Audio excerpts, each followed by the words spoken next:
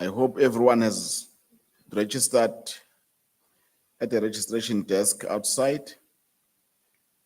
And we will start our day as per the program. And a special greetings to all of you, especially those who are also joining us for the first time today.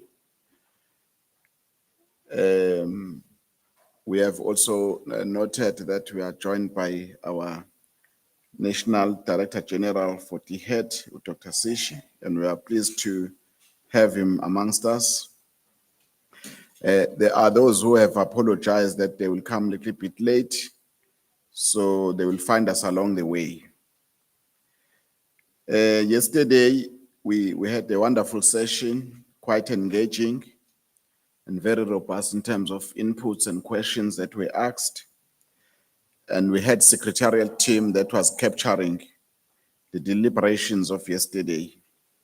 For the benefit of those who could not join us, we will have a recap conducted by Acting Director for HRD Council, Mr. Thandosi Tole, who will just take us through, based on the recap for yesterday.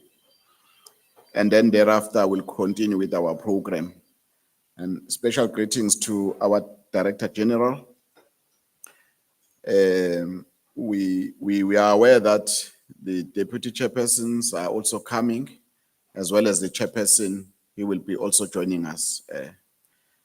Let us start by asking Mr. Sithole to come and do the recap of day one activities.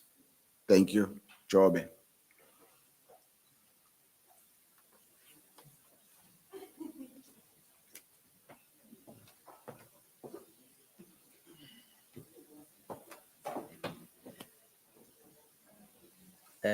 Humble greetings to the Honorable Premier in absentia and to the First and Deputy Chair, to the DG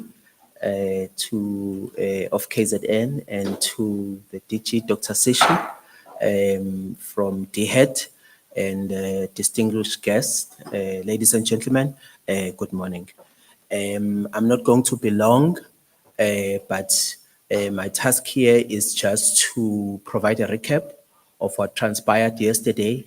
It's not going to be detailed because we are still working on a closeout report, which is usually shared with the entire team. Let me make my doctor happy. The purpose of this presentation will be to reflect on the honorable remarks that were made by the Honorable Premier, the expectation and outcomes that were deliberated on by the First Deputy Chair, the strategic alignment of the provincial strategic structures, which were led by our DG, the role and value of the HRDC, which was led by Dr. Manyike, as well as the KZN TOR, that, and as well as the other deliberation that emerged from the floor on day one. And also to highlight the shared vision and the mandate of the KZN HRDC that was established yesterday and continue to be established as an implementation focus for future engagement. We'll start with the opening remarks by the Honorable Premier.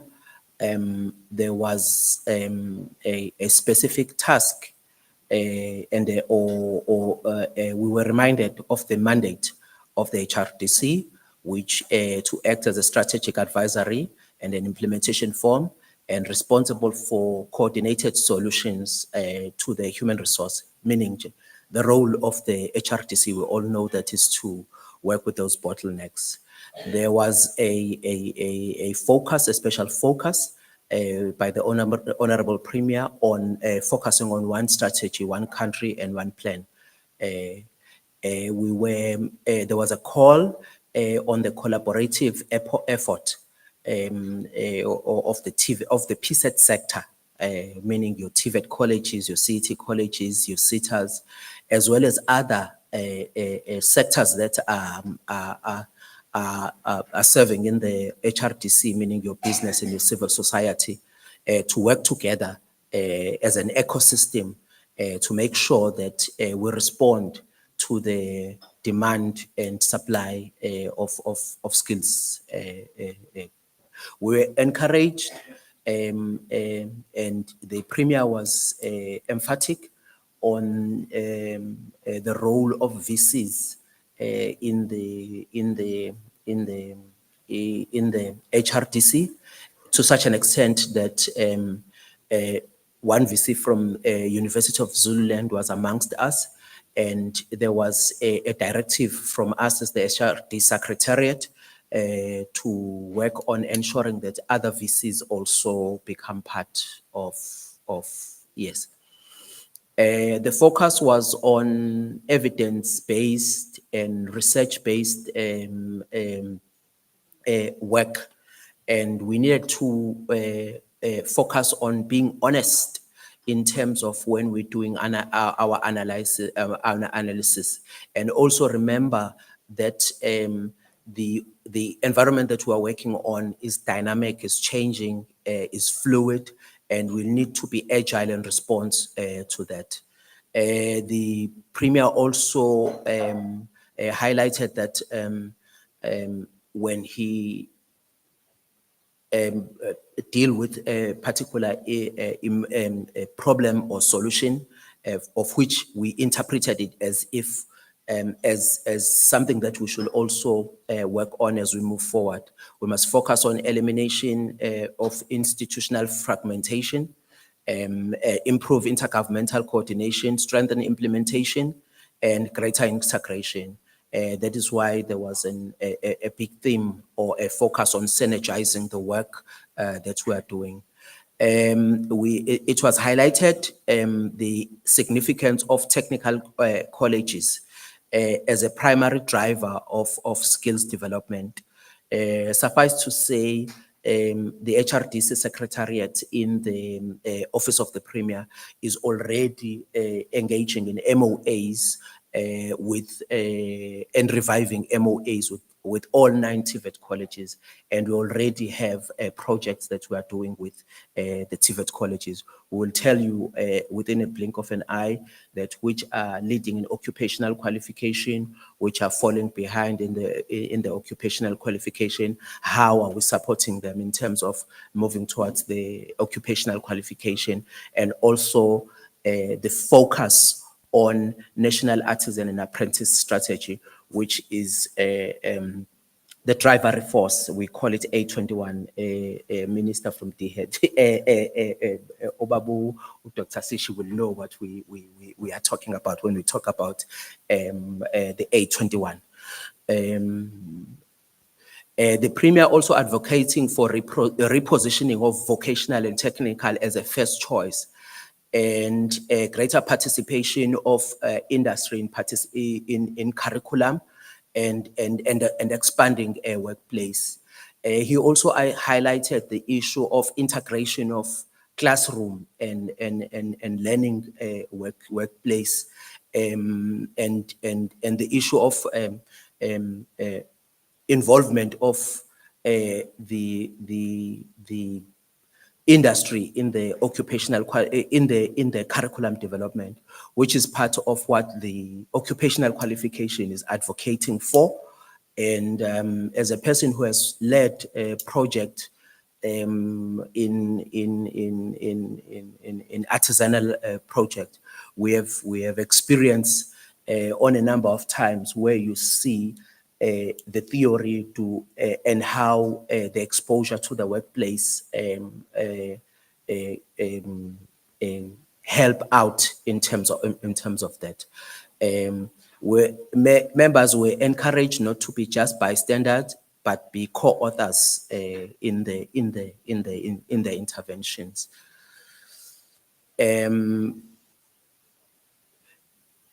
We then now move to the comments that were made by the Deputy Chair. who then reaffirmed or echoed the sentiments that were shared by the Honorable Premier, that hope and is not made only by the speeches and the meetings that we are having, but it's the improvement in the lives. And this orientation, according to the first deputy chair, was timely and opportune to strengthen the implementation. The first deputy chair also called on the EXCO first he announced that they have appointed the EXCO. Secondly, he said moving forward, they will need to provide critically assess whether the provincial education and skills development initiatives are effectively responding to labor market. So he also reiterated the issue of demand and skills mismatch. He was persistent on the mismatch between graduate qualification and the industry skills need, emphasizing the need of a responsible, evidence-based human resource development plan. If one could maybe deviate a bit on an action research type of a thing, you have a learner that you are placing at Audi coming from theory. The learner has a diesel mechanic qualification. Already when you are speaking to Audi is speaking EVs, is speaking electrical vehicles. Audi is speaking reducing of diesel because of climate change and the reduction of emission. So now you need to make this learner agile and be able to transform with that diesel mech into what the context of the labor is demanding, as opposed to what the curriculum and the PSET sector is providing. So that's what the at a spade worker level, that's what we are talking about. The chairperson also emphasized that we need to define what do we mean about education. How do education transform the life? He then ventured into the space that I cannot venture in, that sometimes education can be used to segregate. That's not my space as well. He raised concern about the sustainability of TVET colleges, and he also encouraged that principals of TVET colleges become part. Suffice to say that at a PSDF level, Honorable Chair, the TVET colleges are participating as well. The PSDF level is the structure that fits into the HRDC. It's a lower structure. It's a technical structure. Deputy Chairperson also noted the second term of the HRDC was focused on drafting the working document, the strategies and everything. But the work of the third term is on the implementation, without getting into details there, but that's what he highlighted. Now we are coming to the presentation that was made by the DG, which was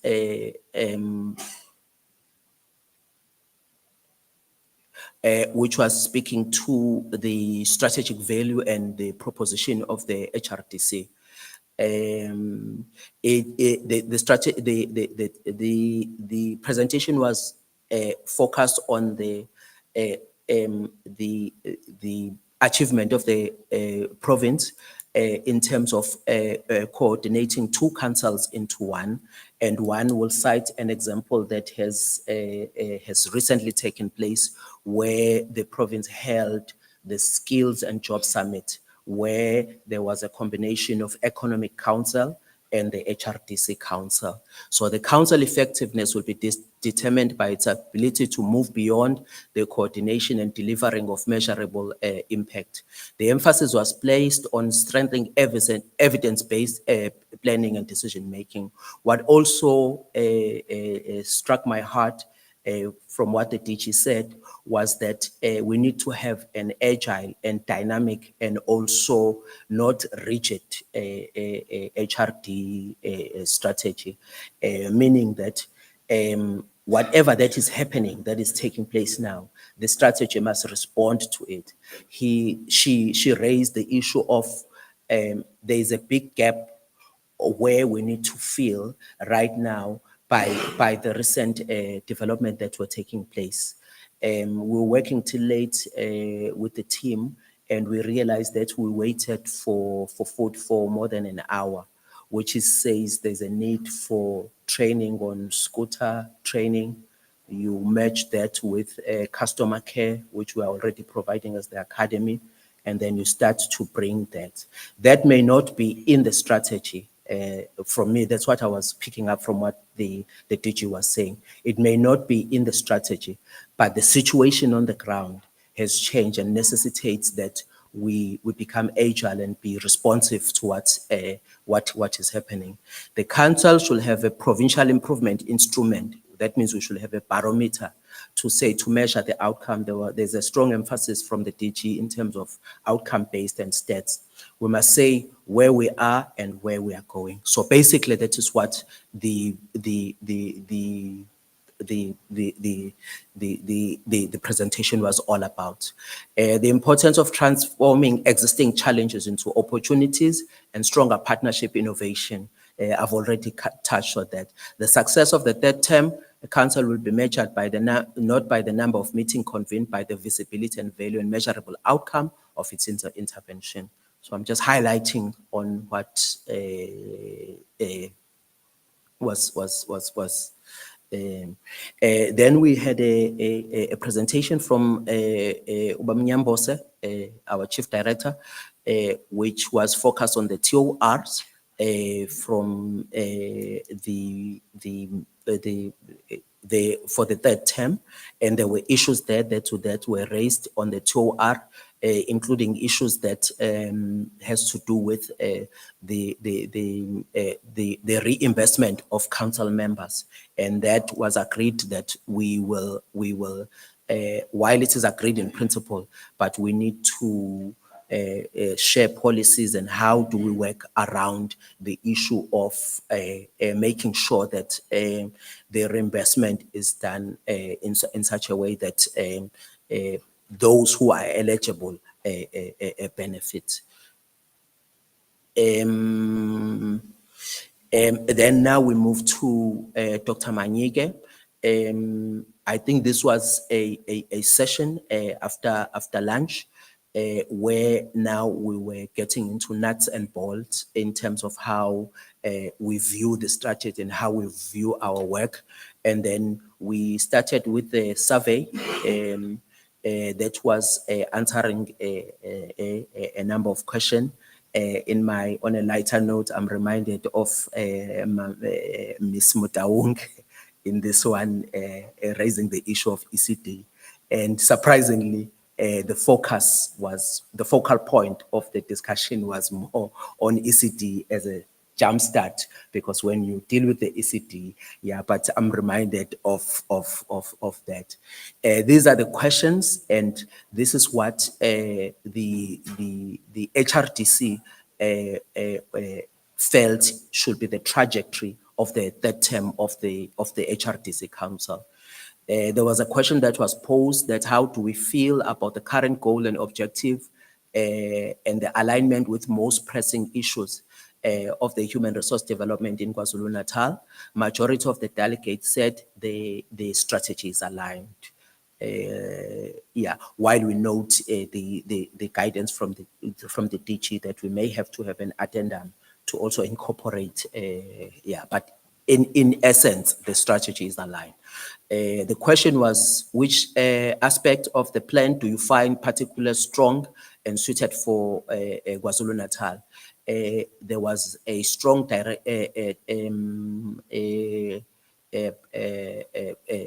response from the House that the focus should be on youth employability.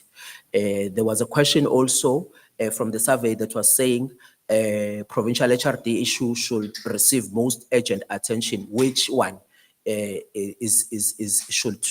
get the most attention? The collaboration between stakeholders was identified by majority of the colleagues as one of the areas that we must focus on. The other question was, how ready is the province for the digital skills intervention? Most delegates felt we are slightly ready. That means there's work to be done by the HRDC secretariat on that front. On the question of what is the biggest implementation risk now in 2030, most delegates raised two issues that we must focus on, which is the lack of funding. I'm looking around, I want to see Mr. Mzolo from the SITAs, representing SITAs in KZN. So lack of funding and poor planning and coordination. Now that I see Dr. Sishi, I'm reminded that 206,000 for an artisan, Dr. Sishi, is not adequate. On the question of what is the biggest, which partnership is the most important for implementation, most delegates expressed the education industry as the most, meaning the issue about education and industry as partnership is the most. I've already highlighted one area about the project that we're working on with Audi and our diesel mech and the gap between what is being at the technical college and what is envisaged from the company. So basically that's that, and let's move on. The resolutions that we highlighted as the secretariat, and we're open that others can be added also from the floor, was that there is a need to shift the council to focus from policy development to effective implementation, meaning we are now expected to implement what the strategy, what is in the strategy, whether it's national strategy or whether it's provincial strategy, because there's an alignment between the two. Prioritize on ECD, Mamrobi, as the foundation of provincial HRD agenda. Develop a provincial skills database and district level skills gap profile that also relates to ECD, that we need to know which are the most impoverished areas that need urgent attention on ECD, because when you grab young fellows at a young stage, then you know that their future is bright. Strengthen collaboration between HRDC, Economic Council, universities, civic colleges, and SITA in industry. Promote demand-led skills development, entrepreneurship, digital skills, and workplace learning. Establish a standing committee or implementing plans aligned to 8 strategic priorities. Monitoring, accountability, and evidence-based reporting. Streamline reinvestment processes to strengthen council governance and arrangement. I think it's the end of it is recommended the council notes the recap of day one, and like I said, you can add in case there are issues that we may have omitted. Thank you.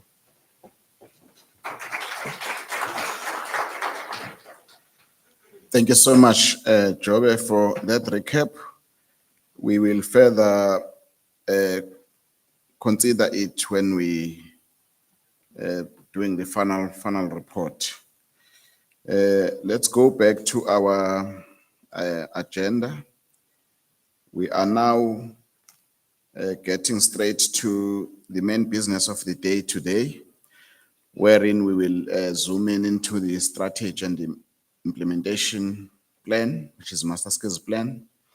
That will be facilitated by Dr. T.E. Ellenson, who's the Chief Executive Officer of the Moses Kotane Research Institute, also is a member of the council. We are glad that she's the one facilitating this because she assisted with the reconceptualization of our provincial strategy to national and other strategic documents. Can we give her some hands of welcome as she comes ascending to the stage. Thank you so much. Thanks, Doc.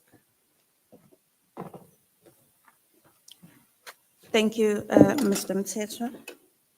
Greetings to the Honorable Premier in absentia, Honorable MECs in absentia, conveners, special advisors, members of the council, DGs, VCs present, and all members from academia, business, government, civil society, and labor. I think most of us have read the strategy that is provided in the handbook, and already when Mr. Sitole was presenting, he already mentioned that members feel that the strategy is aligned.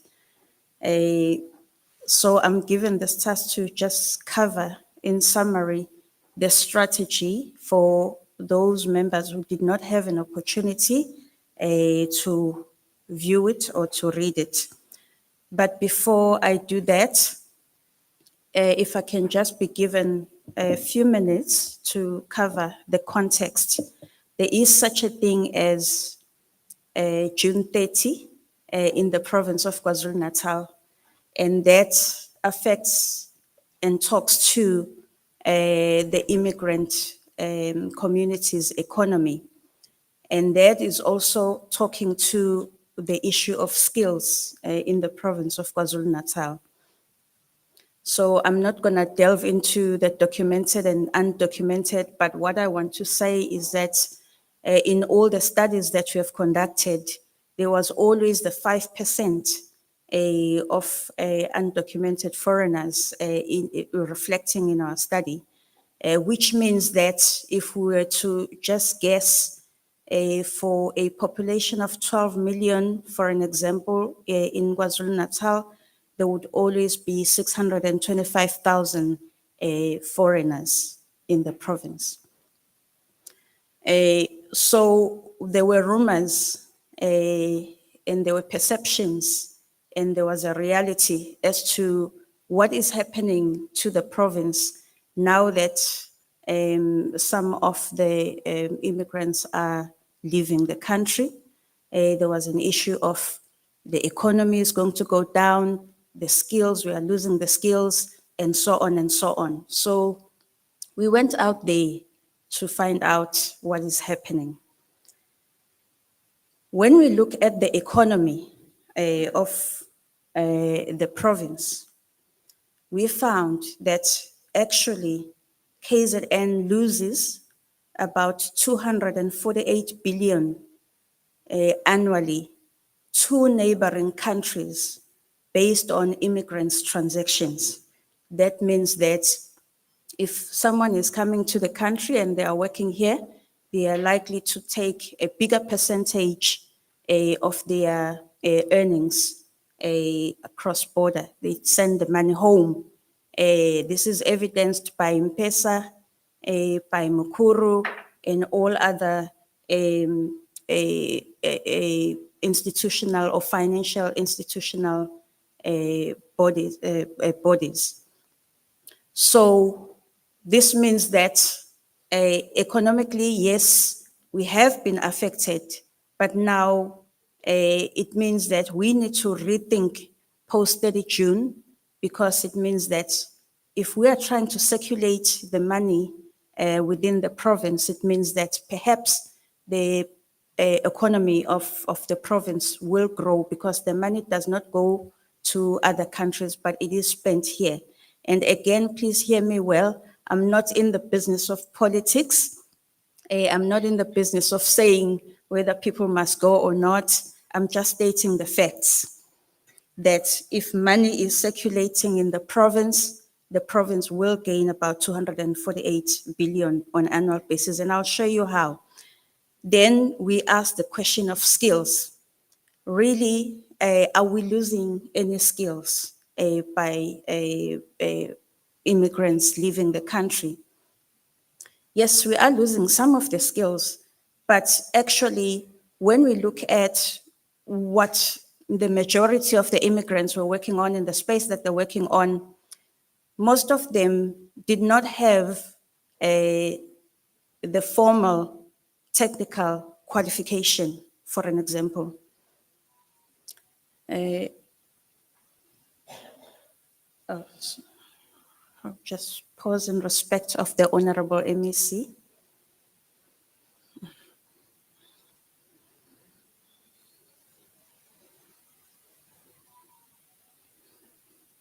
Thank you. Greetings, Honorable MEC. Most of the foreigners did not have the formal qualifications. They were participating in construction, retail, services, and transport, and they were contributing to these skills. And that is how they were earning this 248 billion, which they were taking, across borders. So because of that, we need to think about the fact that the people in the country are looking at the skills such as the technical skills, that we're talking about TVET colleges and so on. That is a space that we need to be zooming into. We asked the question about, exactly what jobs they were doing in the country that contributed to 248 billion. And we found that, there were parking attendants, they were in retail, saloons, they were doing mechanics, panel work, house building, brickwork, for an example, the e-hailing, the tailor making, some of them were domestic workers, the plastering, tuck shops, roofing, and so on, electrical work, hospitality, and some were in the agricultural sector. That was what was contributing to the 248 billion. If I can make an example, and this is not a skill, it's not a skill that you have to learn at the university, but let me make an example. At Macro, Springfield, they were, everybody that was working there as a parking attendant was sort of, asked to go home. And there were South Africans that started working there. There are 20 of them, and each one of them is earning about 500 rand a day on tips, or on the money that you pay, the 5 rands, the 10 rands, the 100 rands. That's 500 a day. Times that by 7, that's 3,500. Times that by 4 weeks, that's 14,000. As opposed to the 450 grant, for an example. Now take 14,000 a month, and there are 20 of them established there, because each one of them earns about 168,000 rand a year. Now times that, times 20 of them, you're looking at about 3.3 million or something to that effect, but it's just over 3 million. And that is just the Springfield macro. We're not even counting others that are working across in the Springfield area. So that is how the economy is working. Saloon, on average, you pay 500 rand, but what skill do you need, to operate a saloon? Tailor making, you may need a skill, but you need to teach someone, to sew dresses, to cut patterns, and so on. So there are skills that you can learn, and there are skills that are self-taught. That is what's contributing to that. Then we went to the societies and asked for their sentiments in terms of, what do they think we are losing? How do they feel, about all of this? Are we losing anything? And they said, yes. Society said we are losing good customer service. And that is what Mr. Stolle was talking about. We're losing good customer service. We are losing reliable and hardworking people, but we are also losing cheap labor. Skills were not mentioned, as part of what we lost, actually. But there was a mention of scooters. Many people cried about the deliveries. Okay, so it means we love food.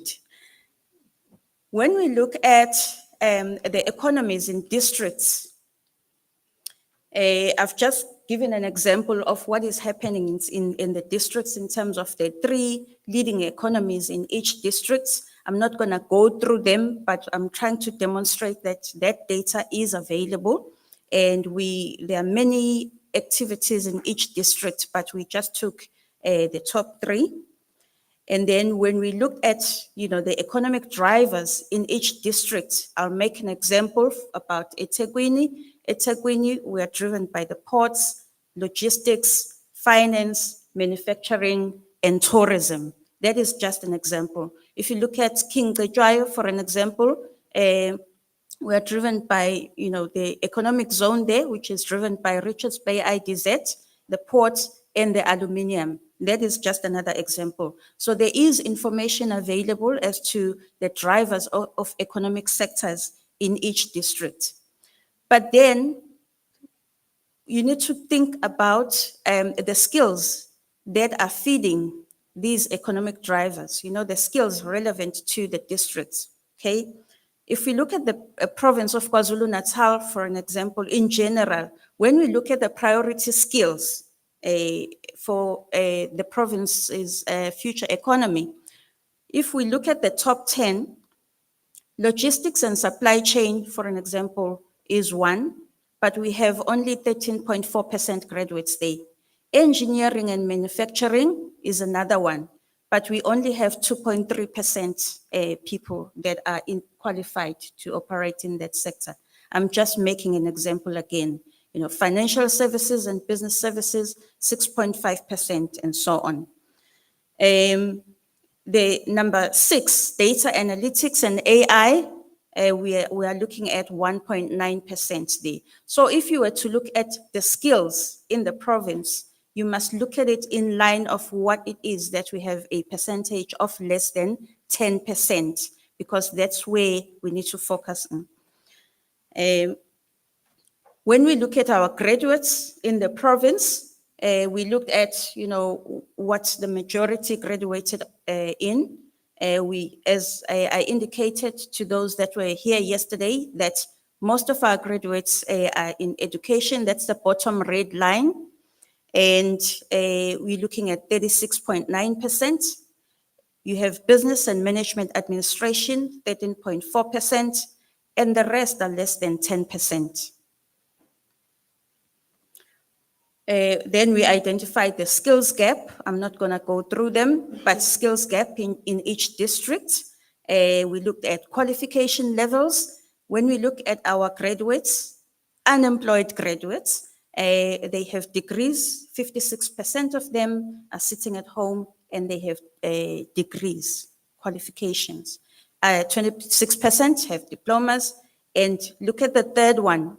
The NATED qualifications, the certificates, these are the TVETs. This is a group that comes with the TVETs. Only 9%, which is very concerning. Then we looked at the gender, 74% females, 25% males, and the difference is other, those that fall in between the two, or that have the, the combination of the two, like binary. We looked at the geographic distribution, and I'm giving the context so that when I cruise through the strategy, you can see what it is that we need to feed in terms of the province. When we looked at the distribution of our unemployed graduates in KwaZulu Natal, eThekwini had 37.5%, Mgungundlovu 13%, King Cetshwayo 8.3%, and Zululand 6.8%, and the rest. When we looked at the age profile of our unemployed graduates, 71% of them are aged between 25 and 34 years, and that is very concerning. So this is the reason why then the province had to do and had to focus on developing the HRDC strategy and also the master skills plan. Why? Because we want educated, skilled, and capable individuals who contribute positively to the economies, to the communities of the province. And we want to do this through a people-centered approach. We want to build the capabilities of the entire human resources spectrum, because we want empowered, employable, and productive people. So our goal is to have economically active citizens. How do people become economically active? They become economically active by either being employed or by opening and having their businesses through business or entrepreneurship and being job creators themselves. So that is why then there was a merging of the skills as well as the economy committees or councils, or HRDC and Economic Council rather. We have in our booklets the goals of the HRDC, the priorities, but just to highlight, we have early learning and educational outcomes. We have employability amongst needs. We have PSET, we have leadership and management in public sector, just energy transition, research, innovation and knowledge systems, lifelong learning and career pathing, as well as institutional capacity. Now, these are aligned to the national HRDC. The HRDC at national level has got 4 priorities, but as a province of KwaZulu Natal, we felt that we needed to add 4 more because we have quite a unique DNA. We could not leave out, the energy because that's where the green economy is at. We could not leave out research, innovation, and knowledge systems, as well as lifelong learning and institutional capacity. But the KZN HRDC goals are aligned with the national ones. The strategy is also aligned with the NDP 2030. The strategy is also aligned with the medium-term development plan of KwaZulu Natal. And this is basically covering, we wanted to make sure that we cover all the 3 goals, which is inclusive growth and job creation, reduction of poverty and tackling of the high cost of living, as well as a capable, ethical, and developmental state. And the strategy is aligned to that. We also did the SWOT analysis as a province. And even though I'm not going to go through the SWOT analysis, but what is important is that what is good and our strength is that we are all here sitting in this room, which means that we have good collaborations, partnerships. We are having a good governance and leadership. This is why we have the Honorable MECs seated here with us, and this is why the Honorable Premier is leading the strategy. It's because of that. But we do have the weaknesses, and that is skills and capacity gap, as well as slow implementation. And I think Mr. Stole, when he was presenting, as well as the DG, highlighted that this is the term and the period of implementation, because that's exactly the weakness that was identified when the strategy was developed, which is slow implementation. We need to ask ourselves, why is there slow implementation? Then we have the opportunities, not gonna go through all of them, but one of them is the funding. When the strategy was developed and presented, a lot of people asked about where are we going to get money, for implementing the master skills plan and the strategy.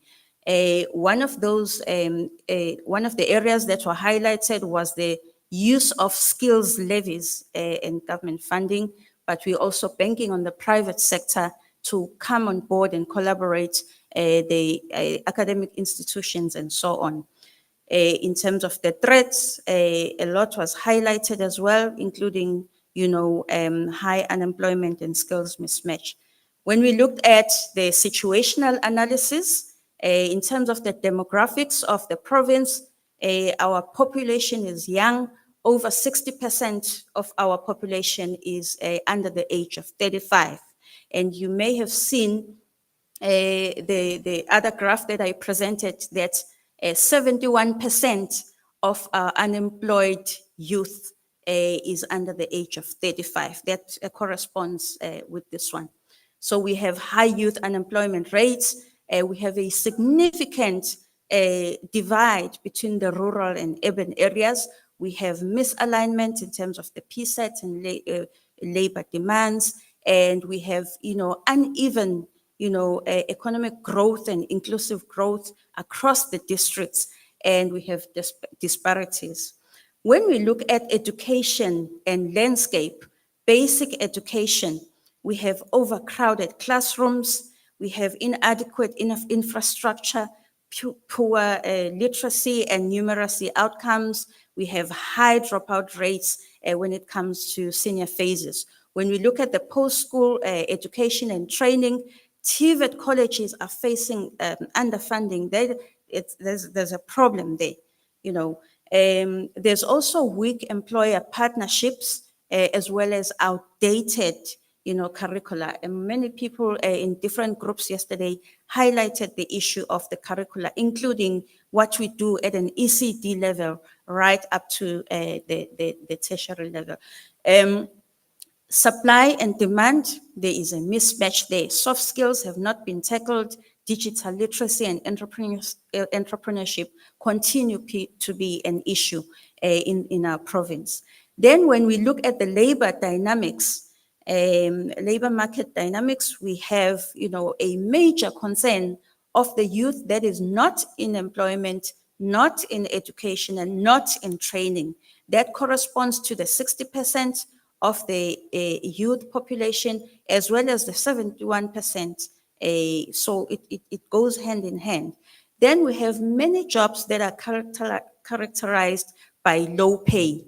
But then I'm highlighting low pay because if you can remember the earlier graph that I presented of the skills that were occupied by the immigrants, we're also falling under the low pay. So you can work out what's happening there. And then when we look at the barriers to market entry, we have lots of people that are seeking work, but they don't have experience, and others are not ready for the job in terms of the skills. We have limited opportunities in terms of the internships, apprenticeships, as well as work-based learning. That contributes to our slowness in terms of transition. Now, this is where we would request the participation of the members. Again, I will pause. May we please recognize the Honorable Premier.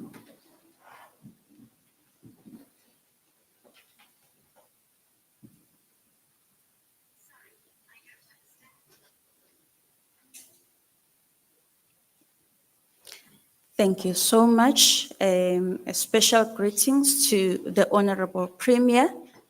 We have already acknowledged and greeted in absentia. Thank you for gracing us with your presence as the chair of the HRDC. Now, given all of that, given the information that I've highlighted in terms of the immigration, in terms of the skills, in terms of the mismatch, in terms of the economy of the province, in terms of the money that we are losing and so on, let us focus on the areas that now we say are our priority. Number one, we are saying we want to focus on the early and learning schooling outcomes. We want to improve that. This is where Usis Rupi is coming in, and we thought it's better to start with that because we don't want Usis Rupi to kill us. So we are starting with that. What is it that we want? We want to focus on strengthening the ECD as well as foundational education. NgesiZulu kuthiwani ugojwa usemanzi. And that is where we need to focus. If we were to talk about digital literacy, if we were to talk about technical skills, what is it that we are doing at at that level to start molding, our young ones towards and to look forward towards developing certain skills? The interventions that we want there, we want to expand the ECD centers, and please take notes. The same is in your booklets. Please make notes because this is where after this presentation, we will request that you input in terms of the interventions, right? And the focus. We want to expand the ECD centers. Especially in rural areas, we want to capacitate the foundational phase teachers. We want to make sure that the school readiness and there's parental involvement in programs. We want to upskill the ECD practitioners, and we want to expand the grade R access. And our success indicators, in other words, what is it that we will look at that will tell us that we have succeeded in 2030? We would have improved the grade 4 results, the increase in terms of the qualified ECD, increase in terms of the grade R enrollments, increase or improvement in terms of the grade 3 and 4 literacy and numeracy levels. There are partners highlighted at the end. I'm not gonna go to that. The second one, which is very important, is the improvement of employability for youth not in employment, not in education, and not in training.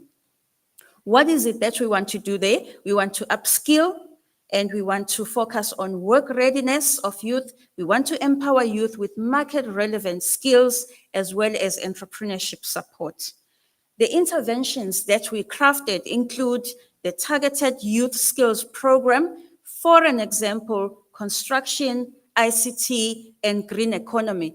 Remember when we were tackling, the skills gap, this also was highlighted. But in terms of construction, remember that we also highlighted the fact that the immigrants are self-taught or were self-taught in this area, but there is a shortage. So we need to also upskill the people or the citizens of the province in this area. The placement of partnerships with business, the establishment of the youth skills centers. We want to offer learnership and incubator programs. We want to implement the bridging programs, for an example, for those that are not in education, training, and so on. And we want to provide skills in terms of entrepreneurship. There are areas, success indicators there. Maybe in the interest of time, let me not go there. The third one is the improvement. We want to improve the responsiveness of the PSET systems to skills demand. What is it that we want to focus on? We want to align our TVETs, our CETs, our universities with the KZN economic priorities. Remember that the earlier in my presentation earlier, I highlighted the district needs, the district nodes. What is it that each district is prioritizing in terms of its economy?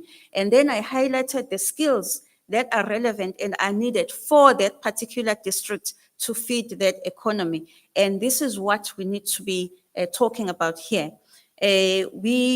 We also want to make sure that, we map the skills demands in the province.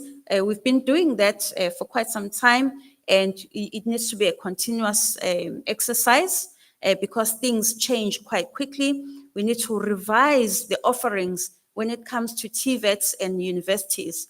Now, I'm gonna just close one eye and pretend that Dr. Sishi is not here, because one of the cry from the universities is that, yes, there are submissions in terms of curriculum change to the departments, to DHET. However, the approvals are not as quick, and this makes us as a province lag behind 5 years, in terms of the curriculum. By the time it gets approved, you already need, a new curriculum. So that is what we are faced with. Now, formally, Dr. Sishi, this is our submission as a province, that if you can assist us in that regard. So that is where we are. And then we need to promote the artisan training and certification. That is very important because it seems like practical skills are a thing in the province. And remember, practical skills are the ones that are contributing to the 248 billion rand that we are losing in the province on an annual basis. Very important. Then the fourth one is improve governance, leadership, and management in the public sector. Our focus is building the capable and ethical state and develop an effective and ethical leadership. There, we want to professionalize, a public sector. We want to develop the public sector workforce and so on, and improve governance. Then the fifth one is a JET, which is support of the just energy transition. Our focus there is to prepare the workforce and communities for the green economy. There's a lot of money there, ladies and gentlemen. If you can encourage people to also not shy away from the waste management, for an example, they will make a lot of money in the communities. So we need to reskill workers. We need to make sure that we establish renewable energy training centers. Green economy is a thing. Research, building research, innovation, and knowledge systems. We want to enhance data. We want to enhance research and innovation. We need to get to a point where our research is as and when it happens, just like I've presented what's happening with the immigrations in the province before, during, and post 30 June. That is what we need in the province, quick and accurate data. We need to focus on the funding of research in the province, as well as making sure that there's innovation funding, as well as having a central repository for our research. Then the last two, promoting lifelong learning. We want to focus on expanding access for adults and make sure that, we promote informed career planning. There are items there. And the last one is institutional capacity, where we want to make sure that we align we ensure that alignment and integrated service delivery is taken care of, and that we build synergies amongst the partners. So, ladies and gentlemen, that is the strategy and the master skills plan in a nutshell. So the questions or the contributions that we would ask for is for you to contribute to the interventions or the priorities in terms of all those 8 priorities which are in your booklet. And we have the targets in terms of the 5-year implementation plan. We have the budgets as well. Most people will ask, where will the money come from? It will come from all of us, including the private sector. There are partners and that are responsible for each, for contribution on each. And I think I will not go to other items because they are in the strategy. And let us end at that point. Mr. Mthethwa Nyambosa, if you can assist me in terms of taking inputs, in terms of the strategy as well as the master skills plan for KwaZulu Natal. Ladies and gentlemen, thank you.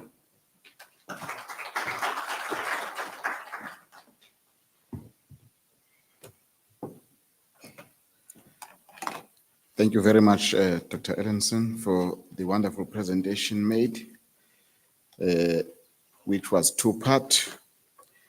And special greetings to the Honorable Premier and the Deputy Chairpersons who have just since joined us, as well as the MECs and HODs and other members who have joined when already we have commenced. Thanks for the presentation. On the program, we are going to zoom in a rather structured way of engaging so that we don't lose focus on the inputs. We will have to deal with them in a classical way in terms of priority, based on the presentations, but also you have the strategy with you. The gaps will be dealt with in terms of priority areas, strategic priority areas. And then we will all engage, not in a form of commissions, but everyone hearing and also contributing in each and every. We are allocated 15 minutes in each priority area so that we are keeping within our time limits. Other than the other presentation, so whenever we comment, for the benefit of the Honorable Premier and members, before Dr. Ellenson took us through the contextual overview of the strategy, she laid a background on the work they have done as Moses Kotane Institute, whilst there was the 30 June, as well as post 30 June, where their research included researching the foreigners as well as the communities, but also the income they make in an informal way and the effect of that. But because members were here, it's not for me to talk about it. Members will engage further, but in reference to what she had already said in terms of the interventions that are required. We can then go straight to the strategic priority 1 about the improvement of early learning and school outcomes with those 4 interventions. Expand ECD centers, especially in rural areas, capacitate foundation phase teachers, school readiness and parental involvement programs, as well as upskill ECD practitioners. Now it's on the floor for further engagement. If there are comments or questions, can we get hands from this side? Noted, Mam Robi. There's also another hand, noted as well. So we have 3. Please assist us with roving mics. There's a 4th hand that side. Makeba, noted. There's a 5th hand in front. Let's take this first 5 so that we can engage. And Secretariat, please help us with capturing the notes and for the discussion. Thank you. You go first, Mamrubi.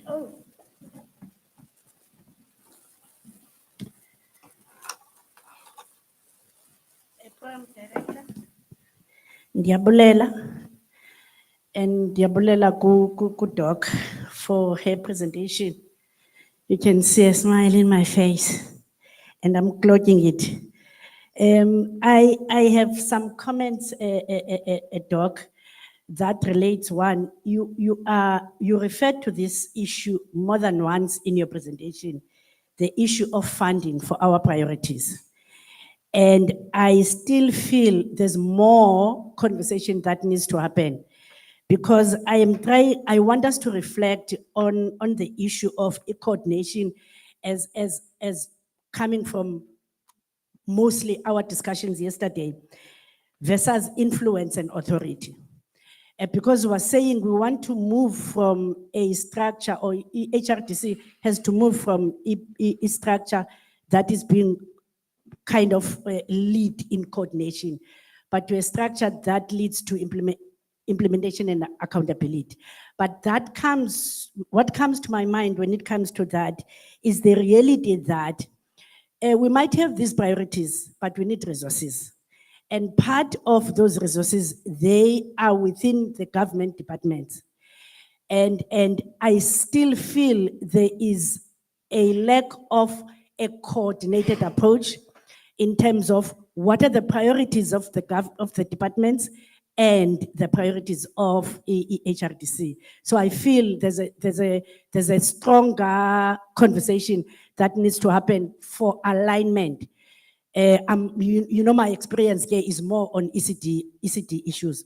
But coming to the priority, doc, when we speak about expand ECD centers, I want to expand that priority as informed by the 2030 ECD strategy, where we've got 6 principles. 2 that comes very close to my heart is access and quality. So if we can perhaps, because I know how difficult and how challenging it can be to start an ECD center or you know, improve on the already existing infrastructure. We're working very close with the Department of Education, and that's not an easy aspect that we can say 2030 is tomorrow. That's what I want to highlight also. So if we can perhaps rephrase that to say expand the access, because access for me is broader than just expand ECD. Because in terms of how ECD is delivered, it's delivered in one in more than just the ECD center, because we've got the concept of non-center based, where as long as there are children, there must be early learning programs that are being catered for. So if we're focusing on ECD center, we might miss, a vision of where we want to go by 2030. So what I'm trying to say, if we can align what we want to put as a priority in what already exists within the National Department of Education, down to the province, that down to the district, in terms of the 6 principles that are driven from ECD 20 strategy, I would then feel that we are aligned in terms of where we want to go, and will be able to rope in strongly the Department of Education, because those principles are what lead, or what is driven from the Department of Education. Thank you so much. Thank you, Ma'am Ruby. There was also another hand that side, Dr. Mnyeza. Thank you very much, Program Director. My name is Zodwa Kula. I am the principal of Elangeni TVET College and the chairperson of SAPCO, South African Public Colleges in KZN. I therefore want to put it into this HRDC that TVET colleges are represented in this HRDC. I have a comment, and thank you very much for the presentation by the good doctor. Mine is to comment on the basis of the progress in the TVET colleges, because I have seen that from yesterday, there is something that was said by the deputy chair and many other speakers about the curricula in terms of TVET colleges. I think it is important to report into this HRDC in terms of interventions in the TVET colleges that there is a progress in terms of the curricula. That what I have seen being reported there, it is no longer, or it is in the process of being phased out.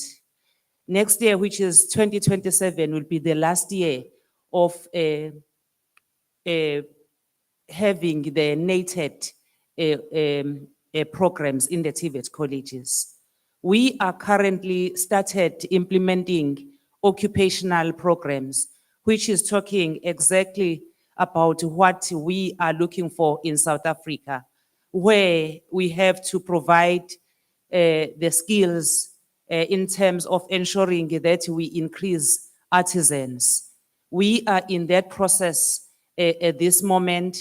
We have changed our workshops, and our workshops, if you can come visit the TVET colleges, you will find that they are now relevant to what you will find in the industries. And TVET colleges are working with industries to develop the curriculum. And our curriculum, it is also not fixed currently, but it changes now and again as the labor market changes. It is now having that space to be able to speak to the industry and the TVET college to change a certain module that will be able to speak to the labor market. I then felt that it is important, Program Director, to say that because I could see that there are interventions and there is a call to say, change your curriculum. And it is exactly what has happened. The Gazette was out since 2020. The Minister of Higher Education is talking about the skills revolution. The DG in the Department of Higher Education is also advocating the same.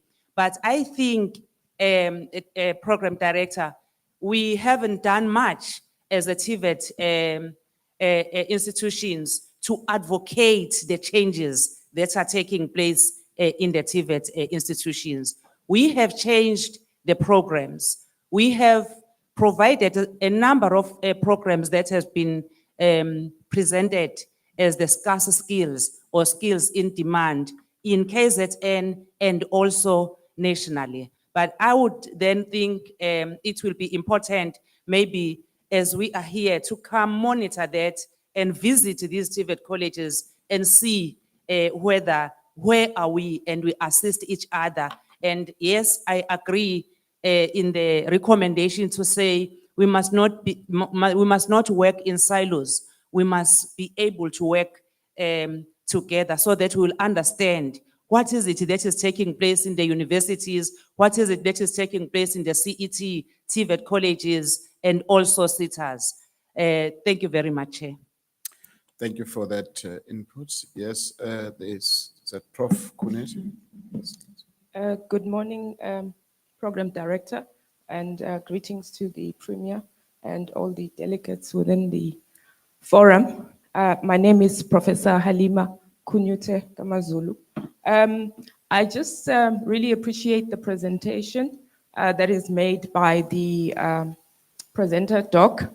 But on my additions to the strategic priority, I just want to present on the perspective of research. And I do think the element of upskilling ECT practitioners is one component, but I do feel that there should be a standalone bullet that talks to research. And I base this on the fact that I've already started research on this area with the conversations we've had with Mam Ruby, given the direction of this particular Human Resource Development Council, more specifically based on the fact that it does touch on the element of having to understand key components within how we as a province can position our strategy. And the research that had been done did provide data that almost 300,000 jobs could be created on the maximization and capitalization on early childhood alone. And I've done this research with the only institution in the world that only focuses on early childhood education, which is based in Hong Kong. And I think the feedback that I did give to the council in the council meeting that took place in April was the fact that they were willing to partner with the province, and they had offered 4 bursaries for the province, more particularly having seen the agility that this province has in terms of positioning on early childhood. So I think on the aspect of practitioners as well, and the resources that is spoken about, the province can gain on this in terms of the programs, because we are talking here of, I would say, a bursary which is worth more than 2 million, which can be advanced on, and further research could then be done by the province, because unless we premise what we want to do as a province on research as well, as a key component, as the doc has mentioned, we would also be having some gaps. And also, given the fact that in Asia, already the early childhood goes along with the component of the AI, which is a key curriculum driver within how it has immense, and how the teaching can then be maximized as we are talking about the practitioners. So here we would actually be gaining on almost four fronts within this particular priority. So those would be my inputs to this one. Thank you so much, Program Director. Thank you, Prof. There's a hand from Ms. Mkhize. Then lastly, we'll allow Deputy Chair Zulu. Well, thank you so much, Program Director. Greetings to the Honorable Premier, MECs present, all delegates. Good morning. Let me start by appreciating the presentation from Doc. From yesterday, I was very much impressed. I think it is very much assisting for us to engage, but informed by data. That is very powerful. I think we are learning that for all our discussions, we should be guided by data.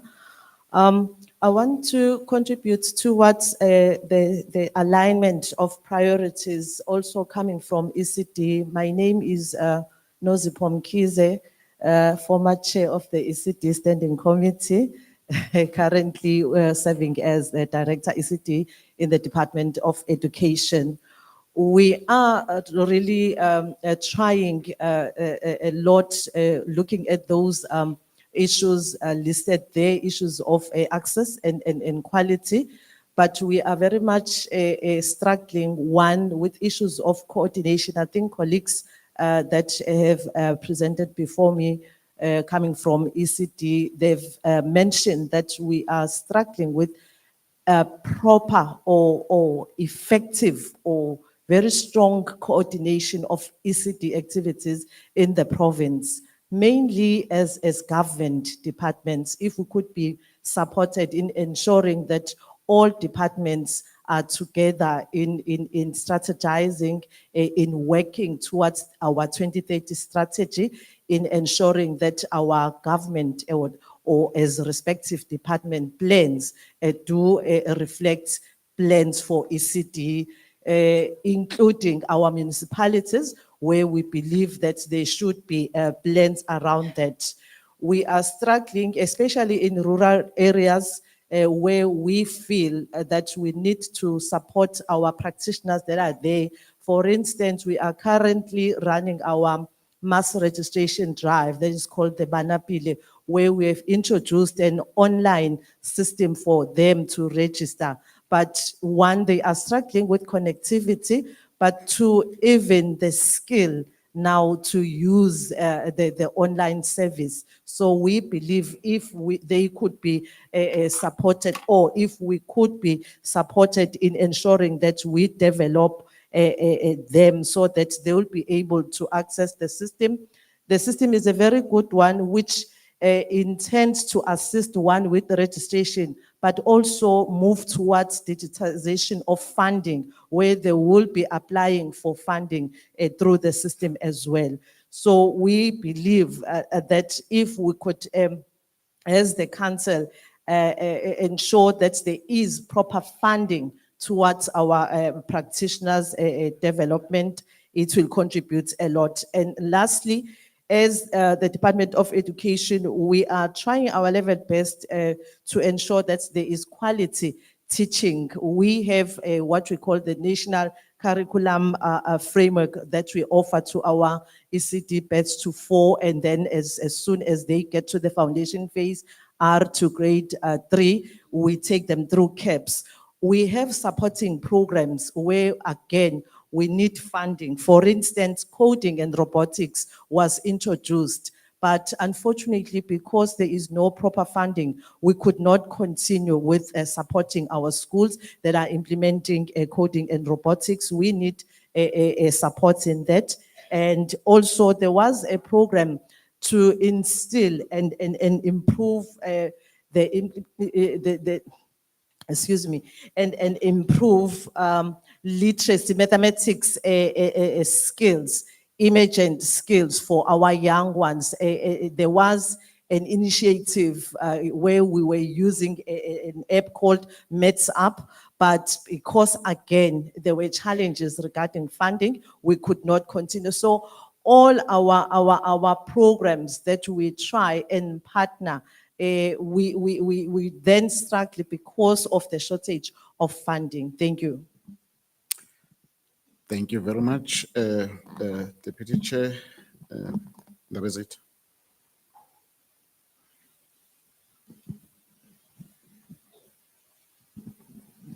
Ngiyambonga mphathi wohlelo Sompisi mhlonishwa uPremier nomhlonishwa Miss Ushinga, DG and the HODs. No hlobo ngapha naphuma nabePitoli. Nginguzwe labo kwaZulu. Isekela lesibili likaSihlalo. May I as well express appreciation of the role Moses Kotane has played in trying to put together this strategy, because I had expectation that as research institutions, they should be working closely with the Secretariat so that their findings can timelessly be incorporated into the documents so that they don't come and contest them with us here. Instead, to enrich the documents, especially in terms of putting them together and implementing them. But 2, if not 3 issues. Just wanted to check from DSD no education, if the transition, if there were transitional arrangements when ECD were to move from DSD to education, can we be taken into confidence to say that process has been concluded? What have been the lessons learned? How do such lessons help us do even better? Because you go national, provincially, we are required to make sure that ECD remains number 1.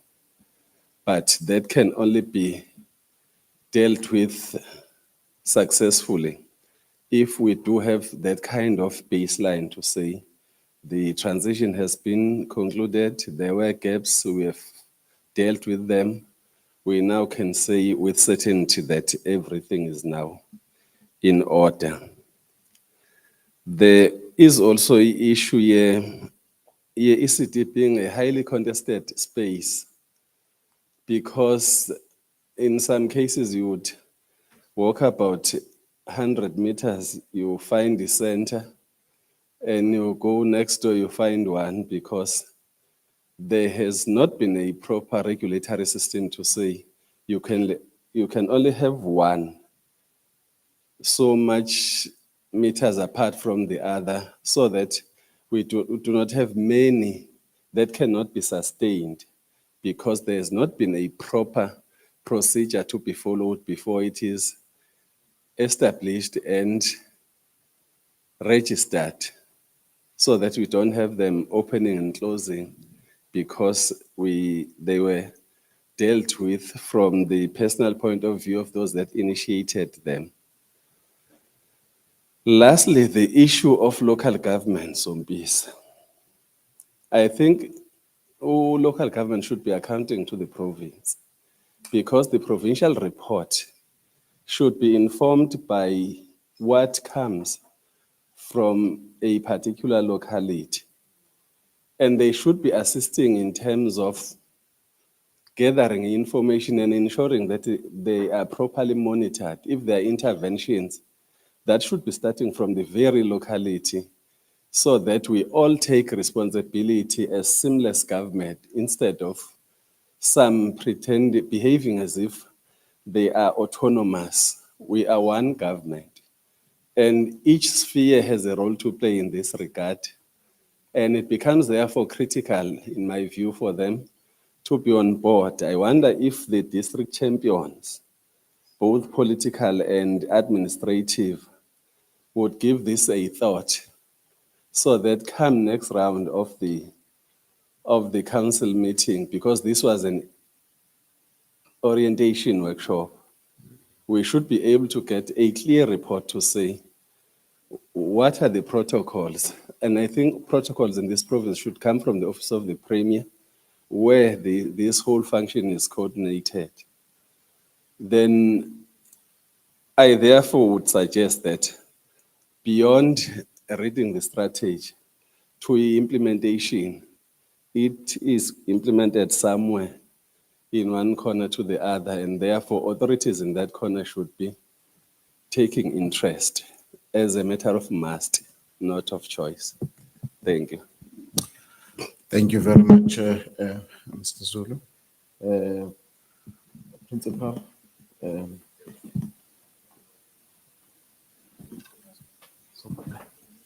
Okay, to the next. Oh, thank you. Honorable Premier. You're recognized. No, thank you very much, Nyambose. I think I'm also allowed to comment as a member of this FRDC. No one will feel that I'm coming from outside for the internal discussions.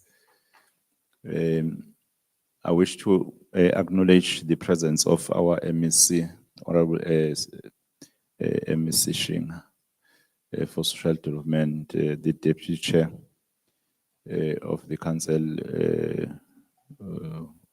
Mr. Z. Ozul, the Director General. There are two DGs today. The one of our province and the one from national, with Dr. Session, all the colleagues. Well, I was listening to the first input. I think it was the second input, which is quite very important, that at least they are giving us assurance that in TVET colleges, the curriculum now seeks to respond to the current challenges that we are facing, because when the TVET colleges were introduced, we thought they were providing a solution to the challenge of employability. We become worried when a person from TVET college will study agriculture, just to make an example. And that person, when he's finishing, is graduating, after graduating, will stay at home unemployed. The land is here in front of the door. That is one thing, in fact, which worries us. Because in HRDC, we must advise government to induce an approach in whatever that is offered, curriculum-wise, to our people, that will solve a problem of employability. So I think the emphasis on that one, and I welcome the invitation to Elangen College, so that we understand better what is happening, so that whenever we contribute, we will do so in context. In fact, this is saying to us as government, we are not working with them. We don't know what they are doing. We will make inputs out of not understanding exactly what is happening. Dr. Seshi, that was the only main, you remember that even the previous discussions we said, well, we have graduates, but they are unemployed. And we are saying there is a skills mismatch and we need to address that problem. Then I'm saying, before we say for the graduates, let us solve the problem of a skills mismatch. We need to say, have we fixed a problem from our tertiary institutions that delivers people who will be unemployed or who will be not contributors to the economy? I made an example yesterday that in a meeting with eThekwini Durban Business and Commerce Chambers. Is it eThekwini Chamber of Business and Commerce? I think so. So one employer was saying, I've advertised twice for a job opportunity. I could not find a person to apply. Then what was that saying to us? There is a gap that we need to close. Hence, I'm saying it may be good that there are workshops in TVET colleges. We really appreciate that. And I think that direction is the direction that we need. But we need to go further to say, a person from that workshop, when he or she leaves a tertiary institution, what is going to happen to him or her? It means our focus should be not on the issue of qualifying a person, making a person to be qualified. But our focus should be, after obtaining whatever diploma or degree, what happens? If the HRDC cannot help us as government to understand the how part to deliver people who will be employable, people who will participate in the economy, who will be job creators from the processes in tertiary institutions. I think as HRTC would have not done justice in what, because we are solving a problem. The ECD issue is an investment to the future. But there is a current huge problem of thousands and thousands of people who are unemployed. Unfortunately so, amongst them are the graduates. Well, if we're going to talk about people who are only having matrics or anything below matric, well, we're going to say, well, we need to see how can we encourage them to go back and study or to have kwakuthiwa kuqala iy'kole zebusuku. Angazi okuthiwa yini manje? Okay. Oh, I bet, yes, yes. But now our problem is we have thousands, not hundreds, thousands of graduates. Are we prepared to produce more thousands that are going to be unemployed? Unfortunately, the nation does not have another platform where solutions can be solicited. Then we need collective wisdom as HRDC to say, what do we do to solve the current? While we emphasize, I will refer to you Mamrupi. I don't know, where is Mamrupi? I'll refer to you as Mamrupi because I had saying Mamrupi. So that is the first input I wanted to emphasize, that we need to respond to that question. I was saying, we need data. I was happy from early childhood, of education, when you said you are happy that the data was informing a discussion, and that is quite very important. We need data that will be confirming that what government now is offering to the people enables them to access opportunities, the relevance of what we offer. So that is the first input I wanted to make, that I think I so wish that the HRDC can in fact assist us to say we'll be able to measure next year, the following year. Then in 2029, at the end of the term, when we present the last report, we'll be able to say, at least we know this is how far we've gone. Then on the ECD, I think there is a lot of work to be done.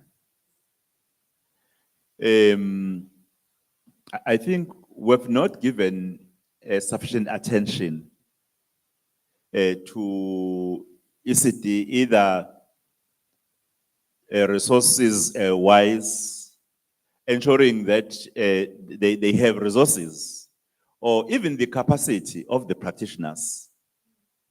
The capacity of the practitioners.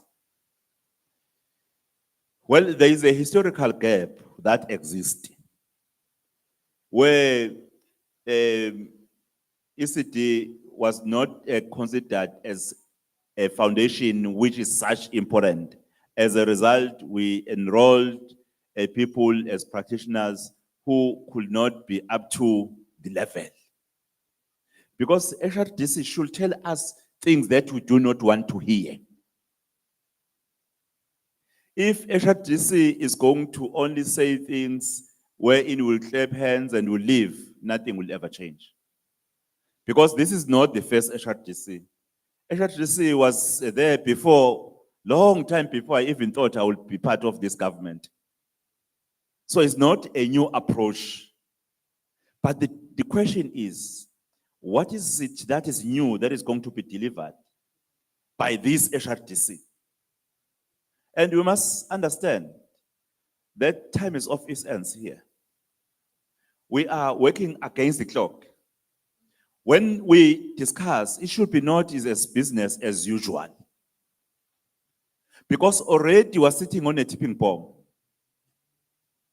We have seen This by Nyakosa HOD acknowledge waka social waka DSEC no waka HOD umbili. Ukuthi ngibiza odokotela izolo ngicela uhambe lo register emva nokubiza odokotela izolo. Hayi ngiyabonga. No Dr. Kwabe. Ukuthi ngiyabona bese khathaza ukuthi manje ma onke HOD lokuthiwa doctor mase kufika yena akusasho ukuthi doctor. Malandela, the HOD for transport. I think that is the only ones that I'm seeing. So I'm saying, HRDC, when you are giving advice to us as government, tell us things that we don't want to hear. Because what is important are the people outside. Your views must result to a turnaround, a time which is quite revolutionary. We don't have to walk as if it's as business as usual. The issue of also the access to funding for ECD. Umamurupi presented in the previous HRDC that there is funding. He said in many terms that there is funding, premier, there is funding, but the problem is coordination. Don't forget the words I used yesterday. There is a problem of fragmentation in our society and in our government. A problem of the lack of coordination. There is a challenge of capacity. And there is a challenge of accountability. Fragmentation, coordination, capacity, and accountability. We need to fix that now, not tomorrow. So I'm sorry to take time. I only wanted to say that here. Thank you so much, Honorable Premier, for that matching orders. We have done the first round and the Premier has also already spoken. I don't know from facilitator if you have any, or DG from the side, maybe before we move to this, as well as National DG, based on the matching orders from the Premier. Sorry to put you on the spotlight. I'm just allowing as program director, if anything will be a reflection. Thank you.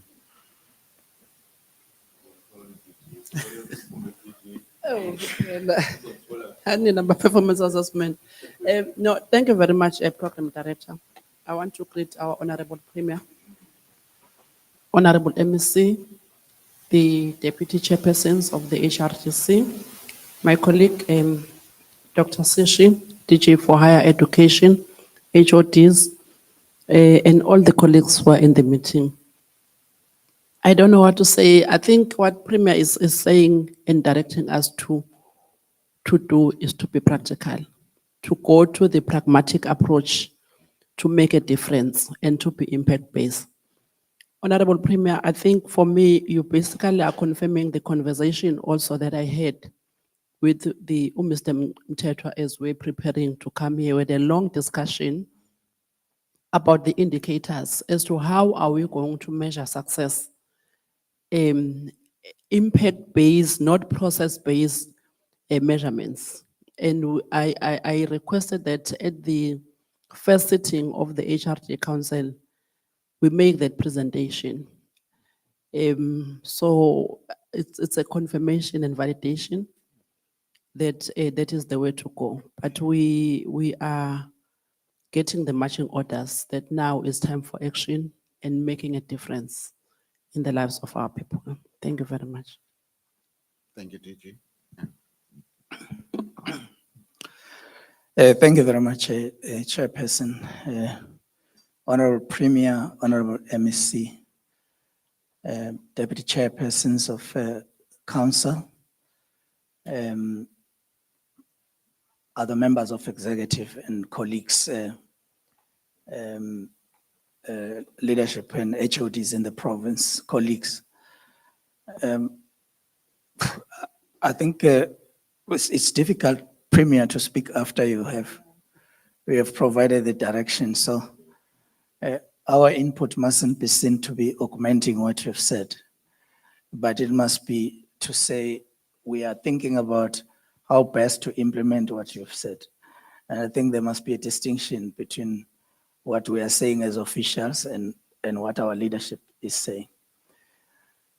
We feel privileged that we have you and other MECs together helping us to push towards solutions.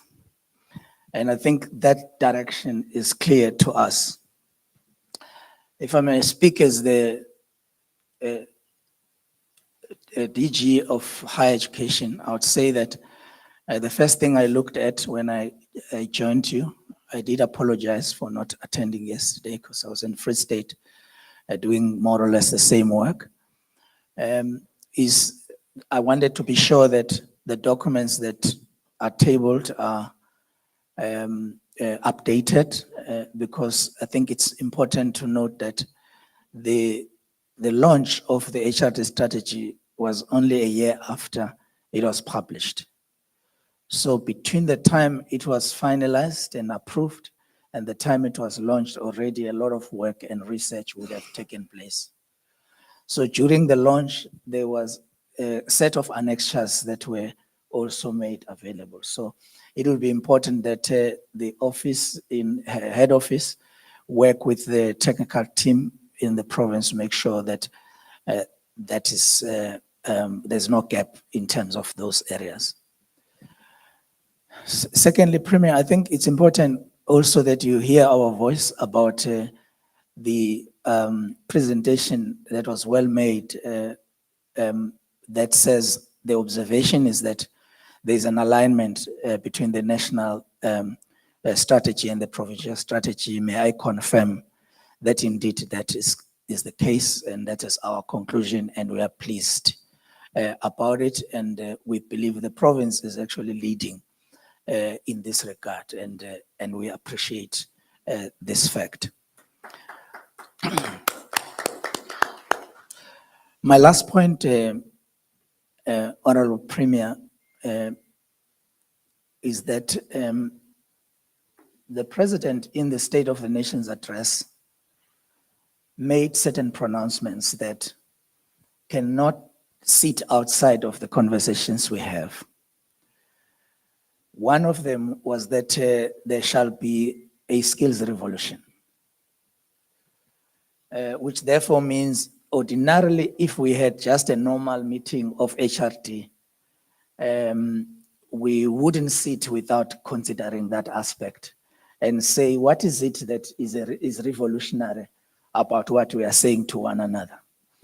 If the strategy is aligned, to what extent is it aligned? Is it aligned towards helping us implement the revolution? I've had an opportunity to present to FOSAT in the last week an updated report on how far we are with that work. I can assure you that the DGs were not necessarily impressed with the progress that we have made, primarily because the issue is the agency. Not that we don't agree with one another that what is in the documents is important. What is the issue is that outside of this building, there are people are waiting to know what have we said about solving their problems, especially unemployment. This is a consistent message that has been articulated from the President to all in government to say, where is the agency? What the Office of the President has done now is to establish a planning committee that involves government, all business, and the President's office. I would imagine that at some point that would be a structure that is applicable in all provinces as well, to just deal with unemployment, to just focus on youth unemployment, interrogate our plans in the light of the extent to which the plans help us to unlock this program. There are already agreements that are being made. And because the Premier has spoken about funding instruments, I think it's proper for me to say, Honorable Premier, one of the biggest inputs that have been made about the skills levy is that we think that the board of the National Skills Fund should be council, so that decisions about how the skills levy funds are utilized emanate and flow from decisions of councillors, whether it's national council or provincial council. I'm hoping that this is going to be facilitated quick enough so that its implementation can soon be realized. And then that means the funding framework for the National Skills Fund will actually be the decisions of the HRT councils and provincial councils. I'm not suggesting that that would then solve all our problems, but at least to some extent, it will give access to the HRT councils, and their decisions to existing funding and accountability about how such funds are utilized and how they are being prioritized.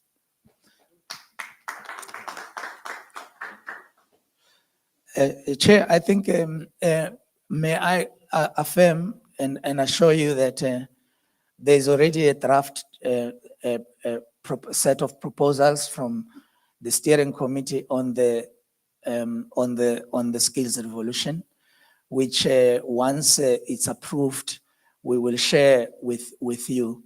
But it's good progress that has been made. I'm not suggesting good enough to help us to unlock these problems. I think the best solutions will come from provinces and not from national.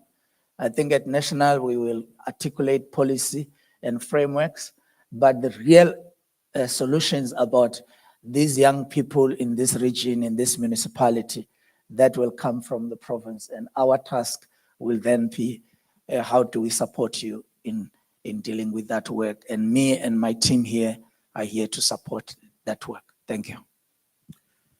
Thank you so much to the principals, both DGs, on that reflection from Honorable Premier. We wouldn't just pass without administratively getting that confirmation from our principals. In terms of our time, we are supposed to have tea from 10 to 10:30, but we proceeded immediately after the presentation on the contextual framework. And the ECD had been given more time because it sets a standards for the rest of the other priorities. And I have consulted with the DG that we can accommodate wellness in terms of tea by means of whosoever has an edge can just quickly jump out without stopping the program, because we need to do justice on the rest of the other priorities in a way that it will be orderly and not interrupt the proceeding where everyone moves at the same time. But whoever can feel that you need to refresh teas outside, grab it and come back whilst we're engaging in the process. Then that will take us to the next priority area. We do take notes of your inputs and the matching orders, but also that for members who are not present at the ECD dialogue, the report of that dialogue also will be factored in these interventions so that we amplify the interventions. On strategic priority number 2 deals with the employability of youth who are not in employment, education, or training. And there we have a couple of interventions. There are about 7 of them. I need not read again because you have them on your program. But we can go straight to inputs, also reflecting on what the initial presentation was made about June 30 analysis of the research conducted by MKRI. Let's start with comments. There is a hand that side and another hand, 2, 3, four. Let's go to this first four. And then if need be, we can go to the, oh, there's another one, fifth one. So always take five.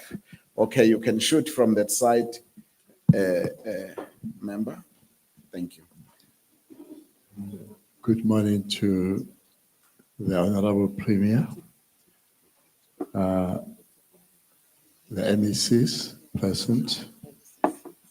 In the interest perhaps of time, also greeting the leadership of the forum and all structures present, all protocol observed, and appreciating so much of the input given.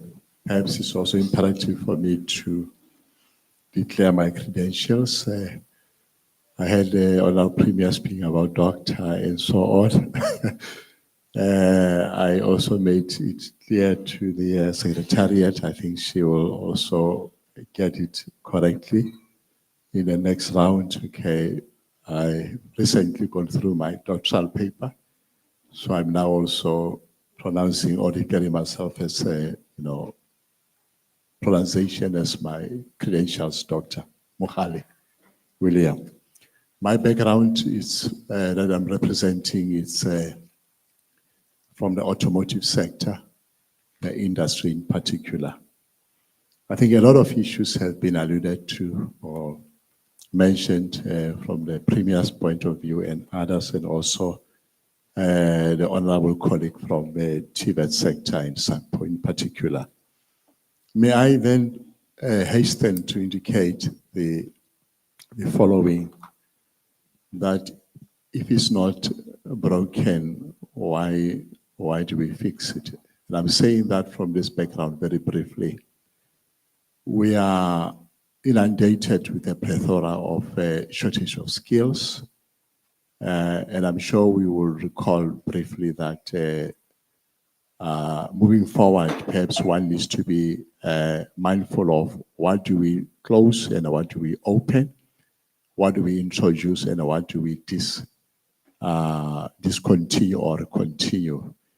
From the background of where we're coming from, we had the Department of Labor that will drive the skills needed by the country from the artisan point of view and the likes. They got closed up for a number of reasons. And I'm saying that is because with that, we are faced with some of the challenges today of scarcity of skills, and we need to expedite that delivery. Thus the terminology of skills revolution and so on. However, moving forward, I would appreciate that I bring on board the following.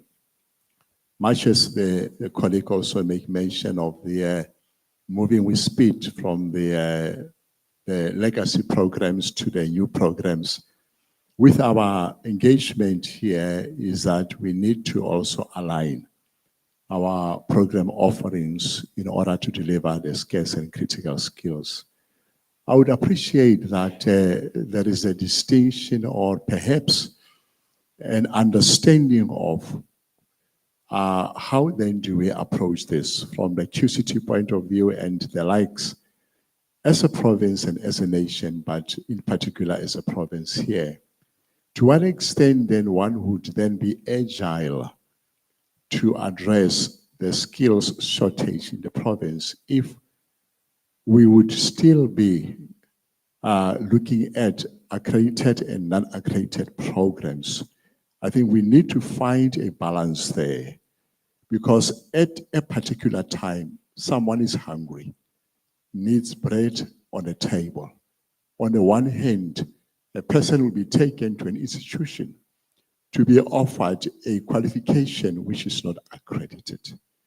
Whilst it does make sense that one has to have that qualification, I'm saying this from this point of view. We are faced with a situation, for instance, of the EV, electric mobility, wherein already from the outside country, a lot of work has been done to date. However, for a the Department of Education, in particular, DHED, to then realize the offering of these qualifications, one will then have to follow a process of accreditation of those programs or that qualification. One spoke earlier on about how long does it take for a qualification to be accredited. By the time it is done, we are 5 years down the line again. The question would be, which industries in particular would need that qualification? And one would also have to take cognizance of the fact that these are the multinationals who don't have so much to do with our system, not that we should offer a non-accredited qualification. But when they would employ, like what the Honorable Premier had to say was, the advert went out, but for one reason or the other, they could not attract qualifying incumbents. The question is, what went wrong? And there are those qualifications which are there, but do not necessarily speak to the dynamics of a workplace forum. So I appreciate that through DHED could be found that how best can we expedite accreditation of these international qualifications or program offerings that the young people today are in need of. And I'm giving an example of the EV, electric vehicles. We've got also the space of the digital forum or platform, the AI, and you name it. To what extent do we have our qualifications accredited in that space in order to attract those learners for them to be employed or to be the entrepreneurs? On the one hand, the point I'm bringing on table is as follows.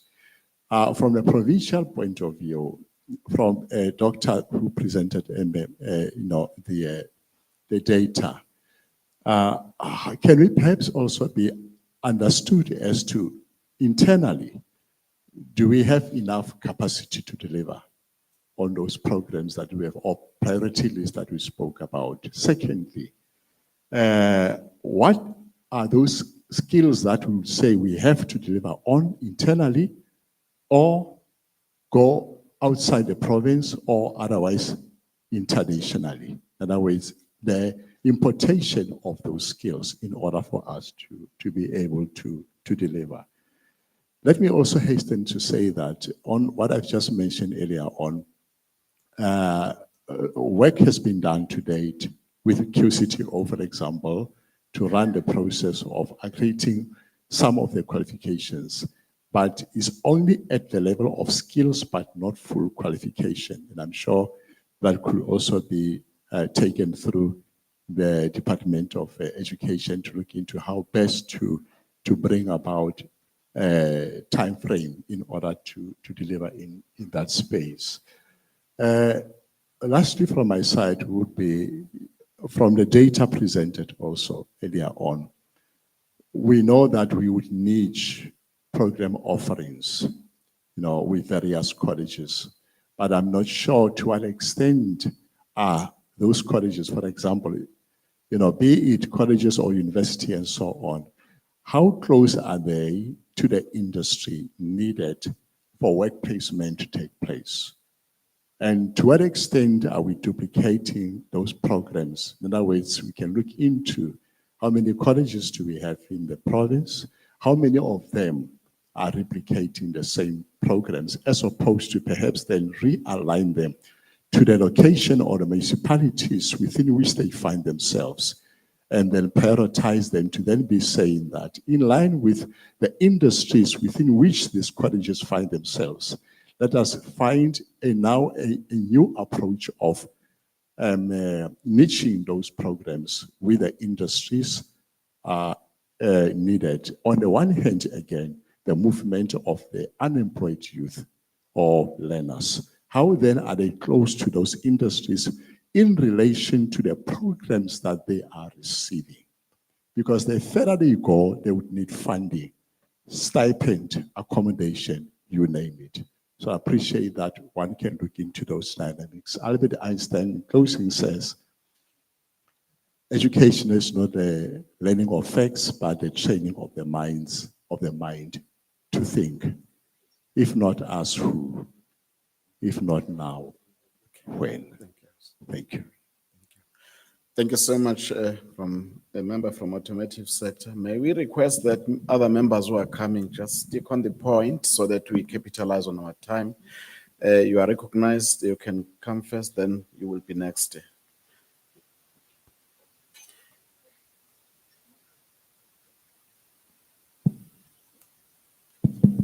No, thank you very much, Program Director, for purposes of records.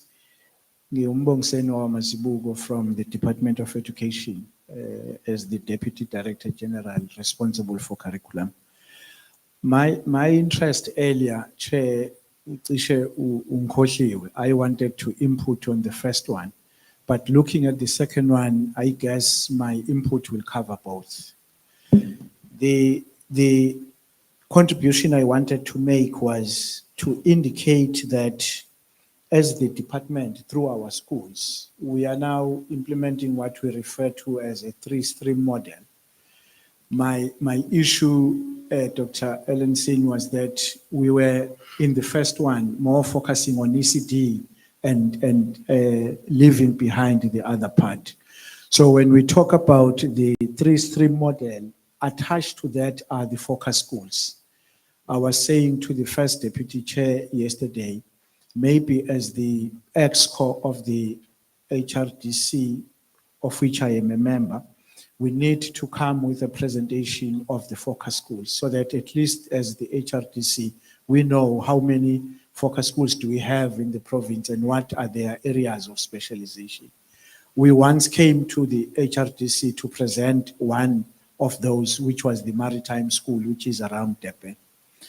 So then, secondly, I wanted also to indicate that through DBE, the minister, to be specific, there is now what we refer to as the South Africa Education Accelerator Program, which is geared to make sure that there is partnership between us as education department through our schools and all the other entities that are responsible for skills in the form of TVET, colleges, and industry. Then lastly, through the same focus schools and the accelerator program, then we are also driving the entrepreneurship program within our schools. So I'm making these contributions so that when we deal with our priority 1 and 2, we slot it in because we need to begin very early in terms of making sure that we identify talent and we also generate interest from these people at a very young age. Thank you very much. Thank you so much. You are recognized, colleagues. I skipped. I remember you. Can we just focus on the points, please? Thank you. My name is Joyce Mieza from UNISA. Greetings to the Honorable Premier and all protocol observed. My contribution to the youth, which is unemployed, maybe based on the presentation that was done by Doc. If you look at the first slide where she spoke about the immigrants and the, and the jobs that they were doing, I think now when you look at the jobs that we see they are available, I'm going to use an example of green economy. I think the problem that maybe we need to tackle is the issue of mathematics, because you will find that most of these jobs, they can be tackled, but if we try and find a way on how then we train our youth, but don't consider mathematics. If you go back, you can even maybe attest from the schools that we have dropped the ball on mathematics, but it doesn't mean that since we have maths lit, our youth are not capable of tackling some of these. Maybe we need to be bold and say, out of these skills, let's just take them in these programs. Even if they don't have mathematics, they do have passion. You have like the United States, most of their programs, they don't require like a compulsory of this or a compulsory of that. They go with passion, and then that's where you find most of the people able to just tackle some of these jobs. So I think let us really consider it. Thank you. Thank you so much. Within the context of the need, there was a hand also at this side. Thank you very much, Program Director. My name is Anile Masego from Department of Employment and Labor. Greetings to Premier, and let me just say all protocol is observed. Thank you, Doc, for the good presentation. I just wanted to add one intervention under priority 2, which is the implementation of work readiness programs. What we have found is that the youth, actually the young ones, especially when they come from school, they really struggle with putting together applications. So we do need to assist them so that there is a good transitioning from schooling to employment. Already we have started with the Office of the Premier. There's a program that we are implementing, but I think we do need to expand to that because it will assist in enhancing employability. And then also under placement partnerships with business, I think we do also need to strengthen partnerships with government departments as well, because there is a scope there to actually place young ones to government departments. Lastly, Program Director, if we can be added under responsibility as Department of Employment and Labor, because even though we are a national department, we have a footing in the province and in all the districts. We've got a unit within the Department of Employment and Labor that coordinates public employment services. So we believe that we are a key stakeholder. Thank you. Thank you so much. I thought CETC College will comment because that's the real main dealing with the needs, the dropouts, and all that in terms of the skills training and entrepreneurship. But the point is noted. We'll include Department of Labor, Employment and Labor, and the CET College, which also deals with repurposing of non-viable schools. And I think it's one gap that we noted that we need to include in the strategy. Thank you so much. We can then move to the next priority area, number 3. And now I'm sure we all have common understanding in terms of the layout of these priorities. That the first is more on ECD. The second one is not on universities per se. It's more on the dropouts, the unemployed graduates, the old aunties at home, and everyone not employed. Now we are looking at the PCET system responding to the skills demand. That's where then the system should come strong on that one as well. What are the inputs? The role of TVET and universities, and also here CETC doesn't feature. Maybe it's a new kid in the block. We often forget about them, as well as the will and apprenticeship and analysis and curriculum review panels up to the artisan training certification as well. Thank you. Comments and inputs, please. Noted, colleague, and there's also Mamrubi this side. There's also Prof.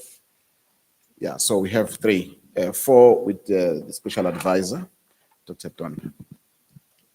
The floor is yours, ma'am. Thank you so much. Good morning, Premier, and all protocol observed. My name is Togozani Mkize. I'm from the green economy, who is always hassling you about the papers that are in front of you. But I'm not on that. I'm on priority that we are currently dealing with.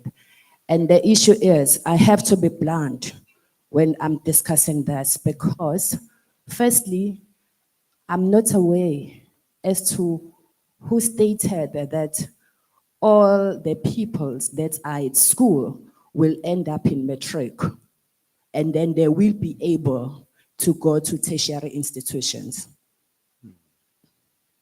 Yesterday, it was projected, the lady that was in Crossroads, where there was institutions, the the whatever was in front, the doors that needs to open. But the issue with her was that we don't know what was in her bag. I'm talking in terms of the resources and in terms of the qualifications and in terms of the skills that that young lady was there with on the crossroad. Because for us, we are very much like into that thing that people, they need to have skills, whereas we are failing. The system of education, I'm saying I'm blunt, is currently failing us. Because if you are looking at the subject that our peoples have to take, you can tell me as to what can you do with your tourism, your LO, your drama, when you have to go to a tertiary institution. For us, back then, we have a science class, we have a business class, we have a history class. And we were informed as to what we can do when we are able to go out into the world. These kids, even when they go into the universities, they go into the universities where we require the skills that we don't have in the country. There is no one. Go to engineering, go to all these fields, there is no one in there. But where is our youth? They are sitting in humanities. And the humanities is very much bloated. But what are we saying? And again, the issue of who said we must stop sewing at school. Because when we were growing up, when I was in primary school, I was able to have a sewing period where all of us were able to sew. Why now are we not doing that? We have seen the foreigners, they've taught us that they are having skills of bricklaying, which they were taught at an early stage. But for us, no, we are not looking at an early stage. The only thing that we are looking at is that when you are having your matric, then where are you going to go? Whereas you don't even have the necessary skills to give you the future. So I think we need to do an introspection and look at ourselves in terms of what are we doing and how are we doing to have the amicable future for everyone. Thank you. Thank you so much for that input. Mam Robi. Thank you, Program Director. As much as I'm responding to three, but you know my experience will always be linked to number one. In response to number three, I want to speak on the issue of Human Resource Development Plan. That is a project of the Department of Education that is speaking to a shortage of plus minus 600,000 ECD teachers. And I am aligned to Unozipo, my friend at the back, to say we do not have an exact number as to within that 600,000, how much do we need in KZN? And that needs work to be done. That's number one. That is linked to the issue that I have been raising in all our meetings, challenging the universities, that within the ECD skills focus, we've got ECD practitioners that are not yet appointed by the Department of Education, and that's another story for another years to come. But they are working within the ECD centers.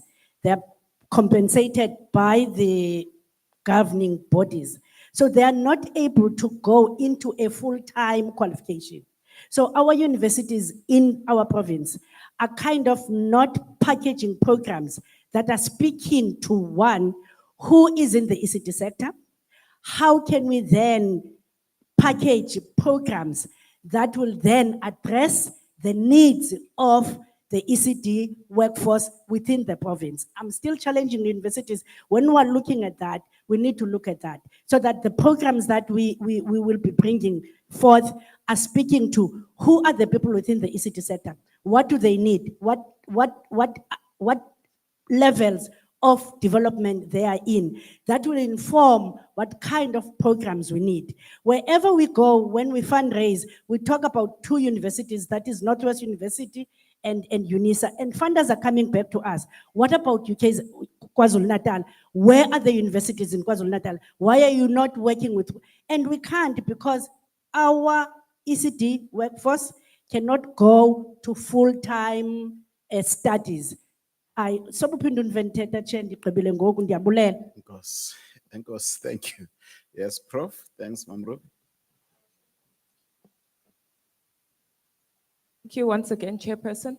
I think as I'm sitting here, I think the role of municipalities in terms of this area is critical. And I have some quick wins that I can propose also as a person who's driving the skills development within the municipalities. I seem to think there should be a municipal local skills demand register, which will be a feeder into the PCTA system. And also for me, this speaks to what the gap that is there in terms of the alignment of the municipalities, because remember, they tap into the CETA funding and they do their own training, which is not aligned from where I'm sitting, because I go through their plans, which is not aligned to the strategy of the province in terms of the what we are doing here. And also, I think this one, also in terms of feeding into this, will speak to the formal municipality TVET college placement MOU in terms of having to respond, and also in terms of local employer input session ahead of curriculum review. And here, the common thread, each converts an existing municipal relationship post or meeting into a documented trackable data point that plugs straight into the council's PCTA responsiveness agenda, which is what I think the DG was saying in terms of the alignment from a national level, and no new budget is required. I can send the notes through to the chairperson of the session, yourself. Noted with thanks, Prof. On those inputs. Here we're discussing the priority number 3 on the responsiveness of the PCT system. Just to also recapture what Honorable Premier said, something new that we don't want to hear, but we haven't had inputs on the PCT system relating to inclusion of entrepreneurship as part of the module, not as a post qualification, because the NSFAS won't fund you. But if you grow up with it from primary, like what Chinese do to their children, they grow up with it, embedded. We had doctors doing, having a sit-in. Fortunately, some of them were studying in Cuba. I asked them, why are you not opening a medical practice? I said, you know, I never thought about that. And next time, when I met them, 3 of them, they borrowed money. They're running a medical practice in Scottsville instead of totoing there. But the mentality was that government must give us job, a doctor who can run a private practice. Because it's not there in their mind, and that's not there in their medulla oblongata, that actually I can run my own business. The other one, Dr. Sishi, putting to the limit, not training people to install solar panel, but training people to make solar panel. If there's an issue about the special chip, send people to Taiwan to make on how to make that chip. Then we have our solar panels. But we are having a program where you are taught on how to install and repair, not how to actually make it. So PCT system, we needed to respond in that way. Even if I'm not interested in business, if I'm employed by Hulamin, I know business management. I'm not going to do things that will collapse the company that brings food to my table, because I know the business management as an employee, not as a person running actually the business. So the business people will be interested to employ people who are actually done business management because they know the implications of running a business. So the PCT system, starting in our province, that's what Honorable Premier is saying, not national, but starting in KZN, we have something rather unique, like during the apartheid time when they were pushed to start ESCOM and other companies on their own, produce for your own. So the PCT system would love it to respond to this skills demand. As Dr. Ellenson has mentioned, how they're making 14,000 just by car washing at Springfield, a classical case. The foreigners have seen that opportunity and they were grasping it and they were surviving. Let's move to, if there are no more inputs, we've taken the inputs provided, colleagues. Let's move to the next item. We're doing well on our time. So item number 4, priority number 4, on the improved governance, leadership, and management in the public sector. We have professionalization of the public service framework. We have developed a capable public sector workforce by implementing the professionalization of the public sector framework amongst other interventions. We have improved governance in public education and training institutions, those boards and senates. I think it further articulates to that. May we have inputs in this one, colleagues, please? The professionalization framework seems to cover a wide range of other frameworks and policies that are existing. It just grouped them together. So I would love to hear the inputs on this particular one, including this same HRDC. It features well within this priority area. And inputs the side, and inputs that side, and also inputs this side, none. I will share with you what I have learned when I was doing one of my qualifications. America, when they could not get hold of Saddam Hussein, they looked for him for years, they couldn't get hold of him. They went to University of State Ohio University, and they asked for professors. They put them together to come up with a strategy on how we can get Saddam Hussein. Then they got one professor who said, I think you are looking at the wrong reason. You're looking for Saddam. Don't look for him. Look for his accompanying people around him. Then they draw that professor from university. He led the army that went to Iraq. He trained them. They embarked on a strategy. When you look at that documentary and you understand how actually government worked with university to solve the problem after they were quarantined and pushed to the corner to come up with a strategy to solve the problem they had, using data, research, methods, of course, money, because money was part of the strategy to get locals there to get hold of him. Sorry, I'm not violating anyone's belief system, but I'm just stating a case that is published on how government actually worked with universities to solve a problem, specific problem. So then this professor put up the team, and then they solved the problem. They know how they actually could get hold of him through research, through focus on this, but drawing that professor from the university to government. Hence, we have a revolving door policy that we need to utilize to the maximum. We have a lot of skill, we have a lot of knowledge that is there at the university, not in government. We have a problem in government. We also have people with practice who can also assist universities to say, in the advisory board, don't make a mistake not to include a government official, because you will train people who cannot perform. As we speak now, Dr. Sishi, the public management does not include professionalization. By the time the curriculum is approved, we would have gone a long way with professionalizing the public service. I was also a victim that I studied the laws that I never used. I studied Job Reservation Act, I studied Manpower Training Act, I studied the Industrial Reconciliation. When I actually started to work, all these laws were repealed, but the new laws came in because of the time it took to review the curriculum. But the lecturer who was taking us through this, he was inviting government officials in a form of a white paper in a bill to equip the learners, saying, I know the curriculum will take long. Now I must get the guest lecturers to talk about this because I'm worried about you when you're actually in practice, you're not going to use what you are actually being trained right now. So the professionalization framework or the governance and leadership in the public sector does require that interchangeable request. Lastly, I was invited by UKZN as a guest lecturer to talk about human resources. Some people didn't know that it started from personnel management, human resources, and now the advanced companies are calling it human capital.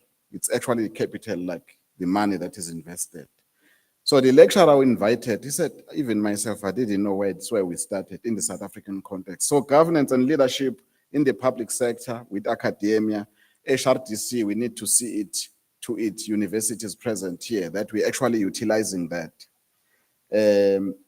So we can move on this one. I think there aren't many government officials or colleagues who can actually input on what needs to be done. That's why I'm taking this opportunity as a program director, because it had been quite, oh, sorry, yes, Prof. Doctor, there's another hand that side. Let's recognize him urgently, then we will talk to that. Start with him, yeah. Good morning. Program Director, I thought I was going to keep quiet, but you've just provoked me. My name is Morena Letsosa from the South African Geomatics Council. When we get to the professionalization, my plea will be through this council.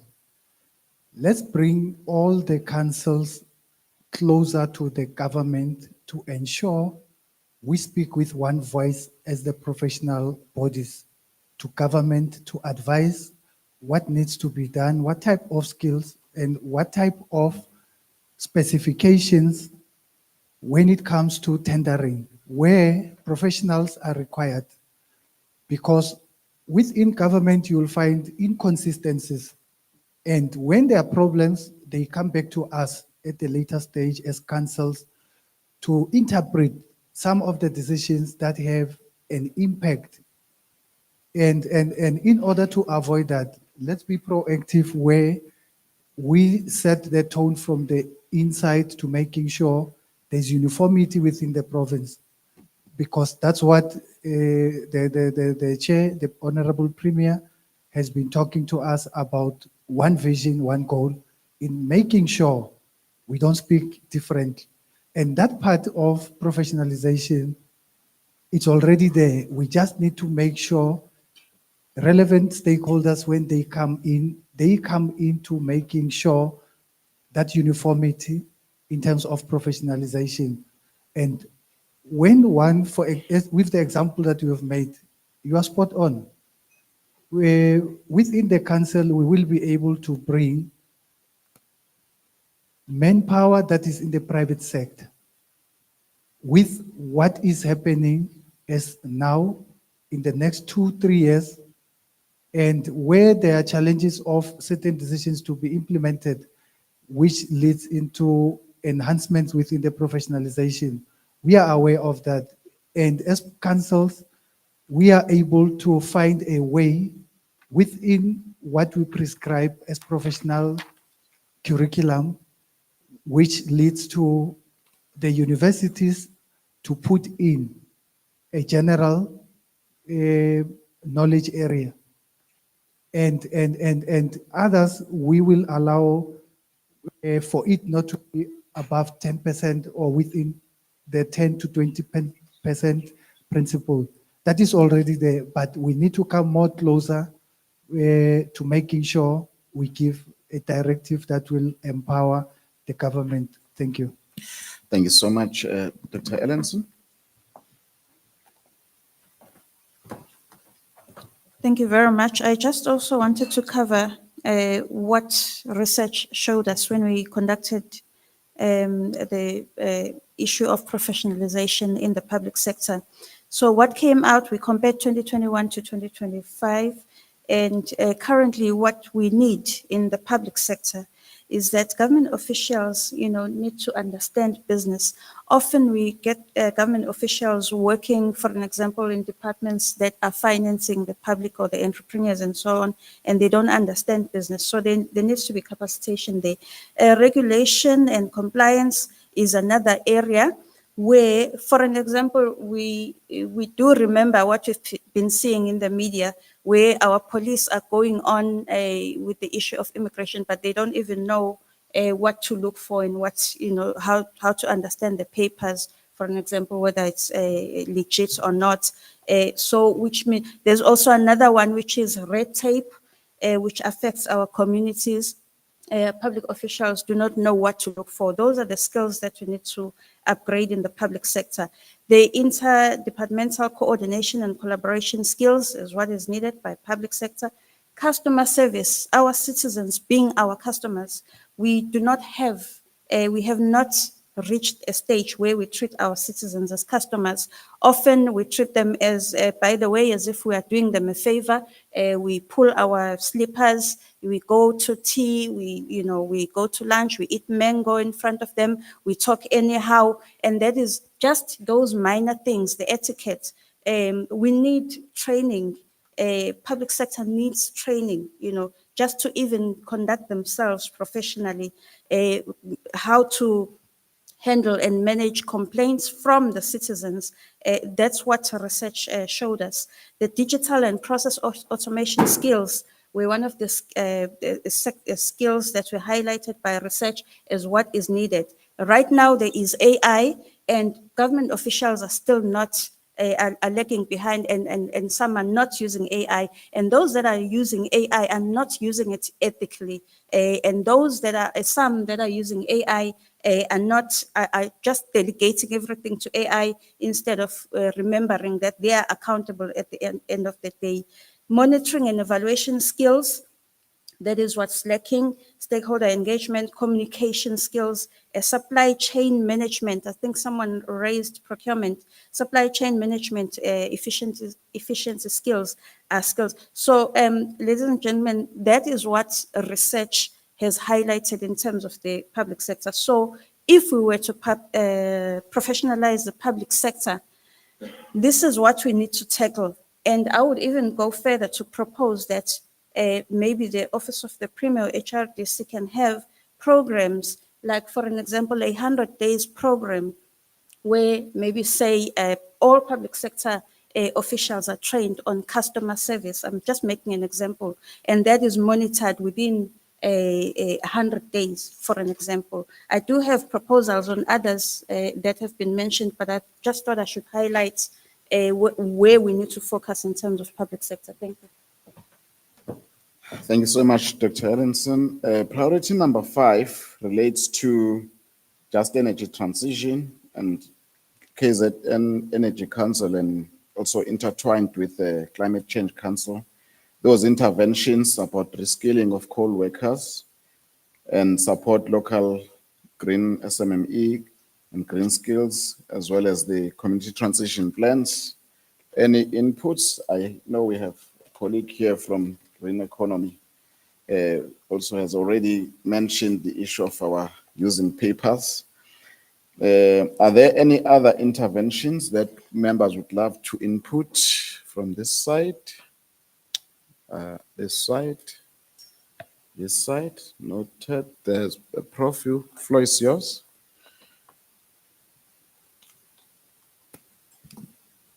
Thank you, Program Director. I think you missed me on priority 4, because I also wanted to make an input with regards to the governance and leadership. In this regard, I think what I've been hearing largely is more on the officials.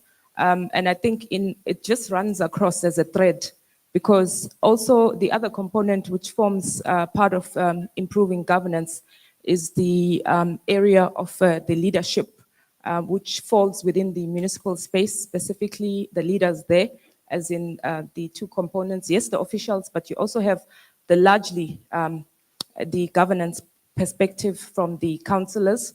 And the element that should be included is the area of capacitation there, which is prevalent, but also on the leadership component around the aspects of the modules with the universities. We all know that also a key component within our governance and trying to maximize in the human resource development area is the support that we get from institutions of traditional leaders. And the curriculum has been developed. I think there should be more emphasis. In fact, the traditional leaders themselves presented on areas that they can be capacitated on when they were sent to the training that took place, where 50 of them graduated from UKZN, such as the DDM and other aspects. So I think for me, alignments on this component would also assist. And I think I'm taking the opportunity because the DG Education is here in terms of alignment. On the area 5, the energy transition, for me, the skills would be more also tapping into AI, because there are a number and partnerships.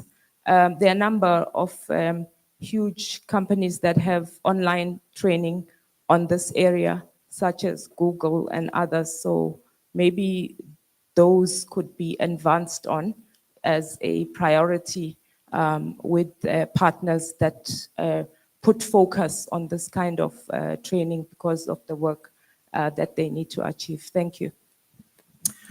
Thank you so much for that input. Just to add further to the council, to note that there was a discussion. We had a meeting with Elangeni TVET College, and they have a program of installing solar panels. And we challenged them that there are some windy areas in our province where they can also not only solar panels, but look at wind turbines, which could even be manufactured locally, but also equip people with necessary skill. Informed by the research conducted that predominantly this skill is very scarce of a solar panel. I did quotation when we had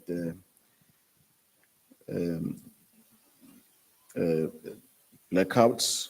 It's mainly the Zimbabweans who are installing solar panels. Very few, if any, South Africans. Those where movement have installed solar panel in their houses. Possibly all of them were Zimbabweans who were installing that solar panel. So it's a skill that the TVET colleges need to upskill on and increase the intake, not only on the coal-related sectors, but also part of it. Then we intertwine this discussion with the Climate Change and Energy Council so that the HRDC will provide the skills required in conjunction with TVET colleges. The other aspect which is lacking here, based on the SOPA pronouncement, it's the oceans economy and the maritime skills, drones and fire and drones and pilot skills, of which Elangeni already launched a pilot mechanic program, which was launched, and they invited the Office of the Premier, and we were there as part of the launch, but also doesn't feature squarely here. I think other than focusing on just energy transition alone, we can also look at how we can feature the oceans economy, because the reporting, or rather the AG, will want to measure our performance based on the strategy. And if it fell out on the SOPA without making it to here, there might be a gap on those three aspects, on drones and pilot training, as well as the maritime and ocean economy skills, which we'll have to find a way with Moses Kotane Institute to add under that strategic priority to support just energy transition, as well as the oceans, maritime skills, as well as the drone and pilot training. So, I see there's a hand, so thank you. You can have one bite before we move on. Thank you. Thank you, Chair, and greetings to the Premier, the leadership, and everyone in the room. I just wanted to contribute on the green energy. So what is happening now, especially with the companies that are producing emissions, is that they want to trade off the emissions that they are producing with some sort of participation in the green economy. So currently, we don't have any wind turbines that are running in KZN. So if a company wants to buy IREX, for example, renewable energy certificates, we need to go and look at the Northern Cape or Cape Town to invest to trade off the scope 2 emissions. So I think some of the work that we can do as the HRDC is to see how we can invest into this, because there is a requirement now that the companies that are producing emissions, they need to trade off. So there is that requirement. So we need to look at how we can leverage into that. Also, I wanted to contribute on the maybe linked to the youth in the net and not employed. Last week we were at Coastal College in Lamontville, and what we see, because we're dealing with the graduates that are in the engineering, in the STEM environment, they're not really exposed into the just energy transition. Or that the gap that I think the HRDC, because I don't think that this is unique to the Coastal College. I think it is common into all colleges. Maybe one of the things that we can do is to coordinate the leaders that are in the just energy transition to really visit the colleges and institutions to capacitate and to bring in information to the engineers or to the learners in the STEM environment about what is it, what is the just energy, and what are the skills that are required there, and what are the opportunities that are there, especially in the KZN province. Thank you so much. Members, just to note that from priority 5 to priority 8, which now we are already started priority 5, these are new and they are unique to KZN. In other words, they wouldn't be in the national strategy that you have. So we need to further enrich these priorities accordingly. And they will be further through the EXCO, find expression in the 4 standing committees. It's not that we're gonna have 8 standing committees, but we'll factor them in within the 4 standing committees based on relevance. So we can move then to the next build, research, innovation, and knowledge system. Of course, we have our own Moses Kotane Research Institute. Any inputs? Oh, sorry, is it me? I don't know why it's moving on its own. Any inputs, especially academia, colleagues from academia on the issues of research? The Office of the Premier also chairs the research forum, where most, oh, you have your hand? Okay, thank you. The Office of the Premier has the research forum. We further input those together with MKRI. If there are no inputs, we move on to priority number 7, lifelong learning and career pathing. This also relates on both the need, priority number 2 and priority number 3.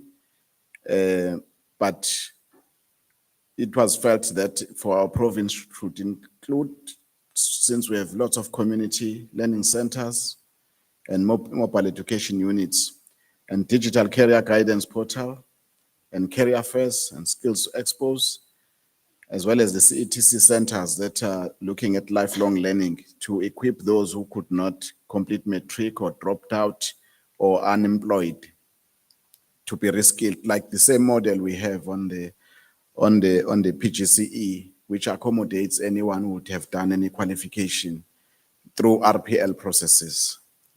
Oh, sorry, Ndabezit. Can we give us a microphone?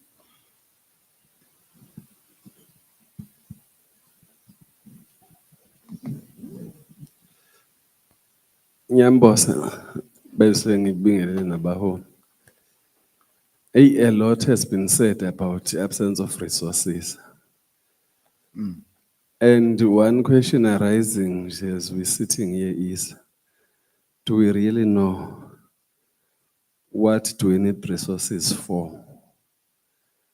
Do we have updated and relevant data to inform our resource needs? So that because the environment within which we operate requires us to be data-driven so that our responses are precise and spot on. I am therefore suggesting that we do every effort to make sure that we keep pace with developments in the research space, familiarize ourselves with what is going on around so that our responses are relevant, so that we are able to even quantify the need. Because we might be crying about the absence of resources, yet we do have, it's just that it's not what we had in mind when we raised the issue of resources. So it's important that we do the best we can in order to reach the target without strangling ourselves in the world of what we do not know exactly. Thank you. Thank you so much for that input on the issues of funding also in the research space. Maybe I'm saying this guardedly because we have not discussed with the DG, but we need to further at an intervention level recognize the existing, within the strategy, the existing platforms such as the Premier Service Excellence Award, because the issue of innovation is featured there on that intervention on the competition and grants for innovation. But also nationally, there's Center for Public Service Innovation, which I think it includes research issues and the innovation funding, as Makeba you have mentioned, the innovation funding to promote innovation, what Honorable Premier has referred to, something that we have never heard of it, something that we don't want to hear, but based on innovation and the funding associated with that innovation. So we'll include those further interventions or maybe expand on the existing them to include those aspects. Priority number 7, promote lifelong learning and career pathing. Community learning centers, mobile education units, we have talked about this, and career guidance. The question, it will be, members, is it still safe to send the children to universities to get the training program when they were not going to be employed, or we should send them to TVET colleges to get the skills so they can be self-employed? If that percentage, 56%, is unemployed graduates, so to add between the age of 25 to 34, yeah, that is alarming. I've been saying this, my own children, I'm encouraging them to go to TVET college for sustainable livelihood, because if they go to university, obviously they will add on what is existing. Rather, maybe I wasn't a businessman, but I can be businessman through them, because they will be using skills, trained on skills to do things like foreigners. All right, let's move on to the next, if there are no inputs on this one, or there is input this side, or there is also another input. Thank you. Thank you. So the 3 inputs we have, we start with the colleague in front, then move to the right and to the left. You are recognized, ma'am. Microphone, please. All right, thank you. I'm not so sure whether initially I did mention my name, but yeah, it's Thokozani Mkhize. We talk about, I'll take you back where we talk about green economy and we talk about the research, because I had my hand up, unfortunately you didn't say it. The research has been done for all these things. And we look at the issues internationally, we look at the issues nationally, and we look at the issues provincially. And we came back with our recommendations. And those things are not, the only thing that is left now in terms of implementation is to change the mindset of the people. Because I can go back in the issue of the plastic bags that are being produced. And when you go to Checkers, then they put your stuff in those plastic bags. We talk about those plastic bags, and then we said that they are not biodegradable and they must change it. Even Woolworths try so hard so that when you go to Woolworths, you don't use the plastic bags, but you use the paper bags and the handbags. But who is doing that? We came here in the province, we talk about our green roofs. We said people, when there is a construction, then we must have our green roofs. How many, when there is a development, what is happening? The only thing that they're doing with those low-cost settlement, they chop all the trees, they chop everything. And then at the end of the day, we are complaining, saying that we are having a challenge with water conservation, we don't have water, we don't have that. Whereas we are the one that has done those things. So there is a lot of things that we have just like done. We talk about our issues of recycling. We will look like lunatics when we go to taxi ranks, and then we said to those long distance taxis and the taxis around, ensure that you are having a plastic bag within your taxi, so that whoever is eating within your taxi then is using the plastic bag. But what happened to that? Now it's no longer like happening. We talk about recycling. Who is doing your recycling? The only thing that people are doing, when you are saying that, don't throw that paper because it will end up in the stream, or that plastic bag and end up in the ocean, and it's going to clog the gills of our fish and everything. But people will say to you, we are creating job opportunities for those people. So the only thing that you need to do is to change the mindset. Research has been done, green economy has been done. Yeah, thank you. No, thank you so much. The points are noted. You are recognized on your right-hand side. Yeah, thank you, Chair. Greetings to you, Premier. Protocol observed. I'm not going to be long, but within the space of the Department of Employment and Labor, this is one of the work that we do within public employment services, where we have, a career counselors, we've got psychometrists, we've got, officials that assist, learners or individuals with career pathing. So I would request that we also get included, as the key responsible, as the responsibility partners. And also in terms of career fairs, this is one of the indicators that we have, whether it's in at provincial level or also at a national level. Thank you very much. Thank you so much. The last hand, noted, Dr. Donda. Okay, Thank you, continue. Chair. I also didn't mention my name earlier on. My name is Thandi Ngongo. Chair, I think this is a low-hanging fruit, really, the career pathing. As much as we sit and discuss big issues on the policy, I think that we can really start implementing here, because it's the low-hanging fruit and it's the work that some of us are doing in terms of the career guidance and career expos. And there's a huge gap, whether it is in high school or it is in TVET colleges, there is a huge gap in linking what the learners are learning and what they will do in the workplace. So they need to see role models coming and doing career expos. I think maybe some of us in the room can organize on behalf of the HRDC some career expos and career guidance and really report back in the next HRDC on the issue of the implementation or practical implementation that Premier was talking about earlier on. So I think we need to leverage on the low-hanging fruits while we deal with the big issues. Thank you so much. Yes, Special Advisor. Good afternoon to the Honorable Premier, the DJs, and I'd like to say all protocol observed. My name is Buhle Donda.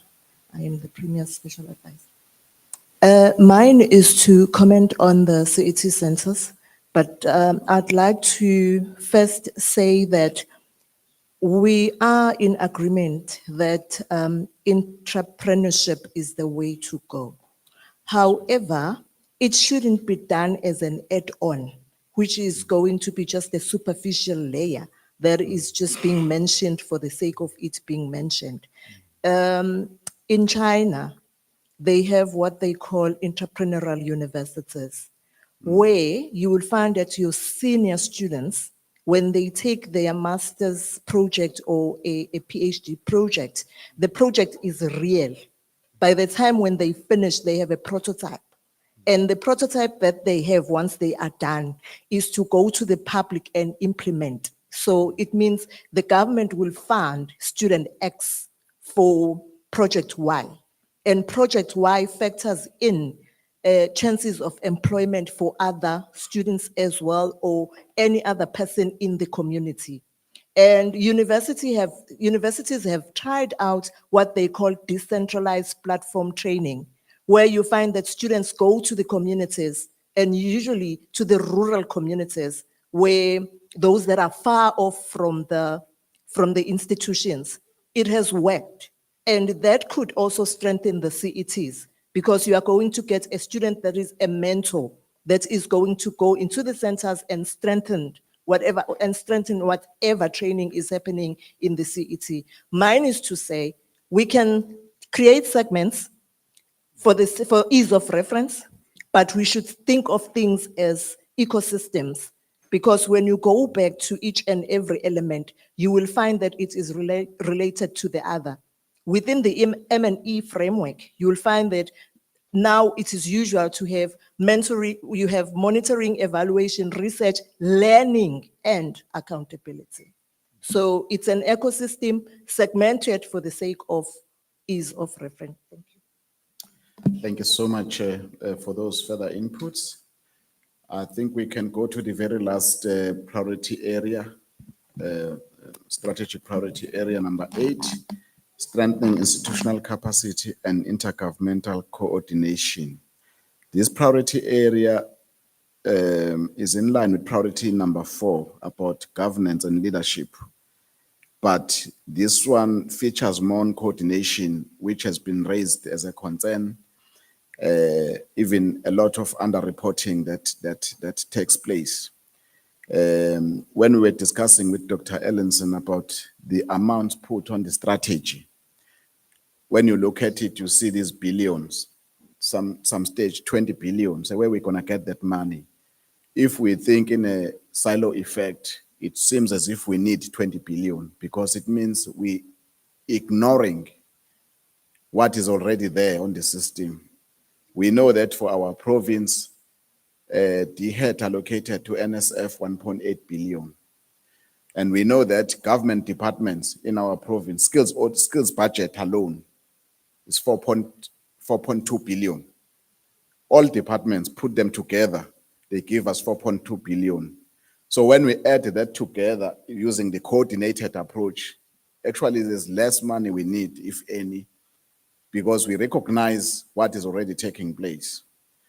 With the CETC college in our province, it's got more than 300 community learning centers, and we have asked them to quantify the amount of the projects, the amount of people they employ, so that when we produce a report to the executive and the DG, we produce a report that recognizes what is already taking place, how much investment has already been made.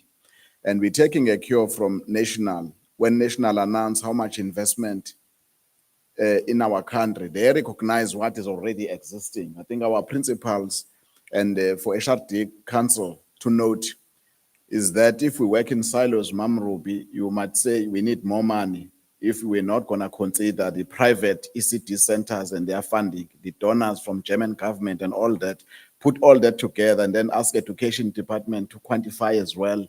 And then it will give us a total figure for this priority area. How much is a price tag attached to it? We can even go to universities. Universities tell us, NSFAS, how much you spend for UK's, for Kwazulu Natal, offering students who are studying in the 5 universities. Then they will tell us how much is the price tag for those students. We put it together, then it gives us in the province to say what is ring fence within the boundaries of this province in terms of implementing skills, recognizing what is existing. Already we have challenged Dr. Manyika, the sitters. They must tell us, even if it's not, they are not doing it for government, any sitter that is invested money in our province, they must tell us how much is it, so that the Honorable Premier will present what is actually being done, not only money, the people who benefited, the impact it has made through that budget. So coordination, that's where we're gonna move with this particular priority area, strengthening institutional capacity and intergovernmental coordination. Even if it's happening in local government, if it's to do with RPL, we need to put price tag, what is happening in all local government, private sector, government, we put it together, then we segregate accordingly. We're gonna put it there because this one is more on governance and coordination. So from the side of Secretariat, is what we pledge, we already have done it, as I'm mentioning the figures from the top of my head, what is actually there existing. We're building up on that. Any inputs, if there are, on the governmental coordination? We have approached universities further. Can go ahead, Dr. Manyika. I wanted to share our approach to universities, part of coordination. We can go ahead, sir. No, good morning and thank you. And good morning, Honorable Premier. I think in terms of what you are saying, and I must acknowledge, even from national point of view, some of these that you have as priorities as indicated, it's something that we're learning. And learning usually, it's not top down, it can also come from the provincial level. Some of my colleagues are here. We're also looking into how we can improve the strategy, and some of this we're taking back with us. Just wanted to also, from what you are saying, to emphasize the issue of coordination. I think I fully agree with you, because we can have good plans and all these priorities, but we can fail to implement them effectively if we do not do this coordination correct. Because if we are going to do things in pockets and silos, we can't scale up to a point where we will get the impact. So I do agree with the priority. I just wanted to say it's a very important priority, and we support from national, and we are learning in terms of this priority to ensure that even if you do have good plans, if you do not do the coordination correct, it might not scale up, and it will end up not effectively being implemented to reach its goal. Thank you very much. Thank you so much, Prof. Okay.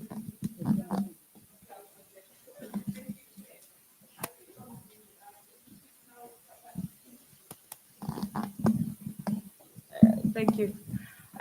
On the governmental coordination, I seem to want to put a spanner in the wheels. I think we were challenged to do some things differently and pronounce on what has not been pronounced.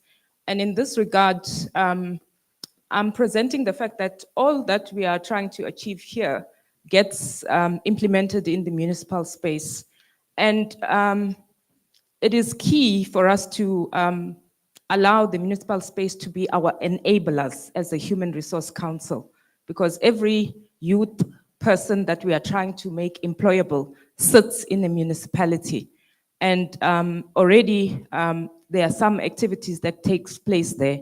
But the question is, are those activities feeding into our human resource strategy as a province? So we need to put a perspective of a game changer here in terms of at least workshopping the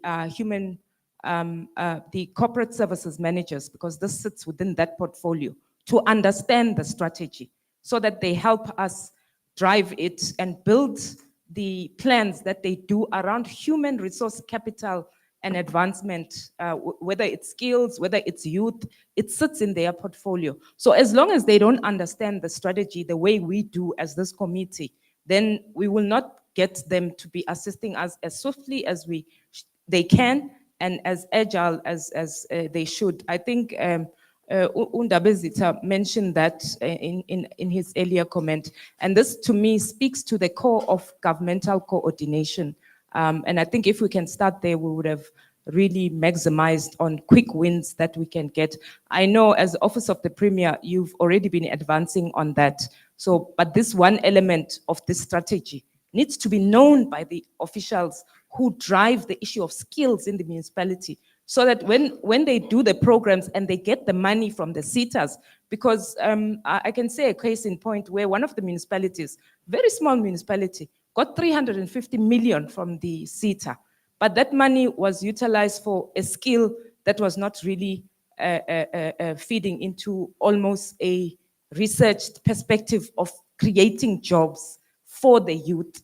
And we lost that money that way because the municipality was not presenting on the perspective of what the province wants to achieve. And here, the Office of the Premier, through our Premier, is holding the center. And the municipality should be accountable on these areas to this council. And it will also speak to the data that we want to collate to say how many programs that feed into what we want to do, which would make the work easier when we are now presenting on the statistics. Thank you, Chair. Thank you so much for that input.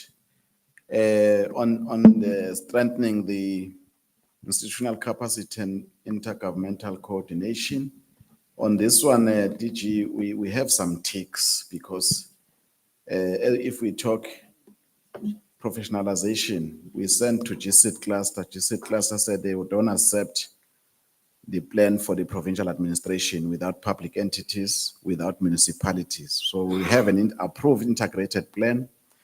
Data sharing, Moses Kotana shared with us the district profile, economic profile, and skills required. It was presented. So I was nodding because already that was shared with us. Now we need to share it with industry as well. Annual Skills Summit, the Honorable Premier had to stop the Skills Summit because there was a question of Job Summit. So we can't go alone, let's put it together, which then now we have a joint plan. We have even a joint forum to that effect. The M&E unit is produced a template which promotes integrated planning, how it interlinks with the local economic development plan, and as well as the skills plan accordingly. But it needs to be strengthened so that when we present reports, we are able to account for local government, public entities, and provincial administration. This brings us to the end on the priority areas. Now I'll allow, in terms of the program, Deputy Chairperson to have some comments before the Honorable Premier takes the podium on the issues of resolution and from the side of EXCO, how we take the processes forward. Thank you so much. That is it.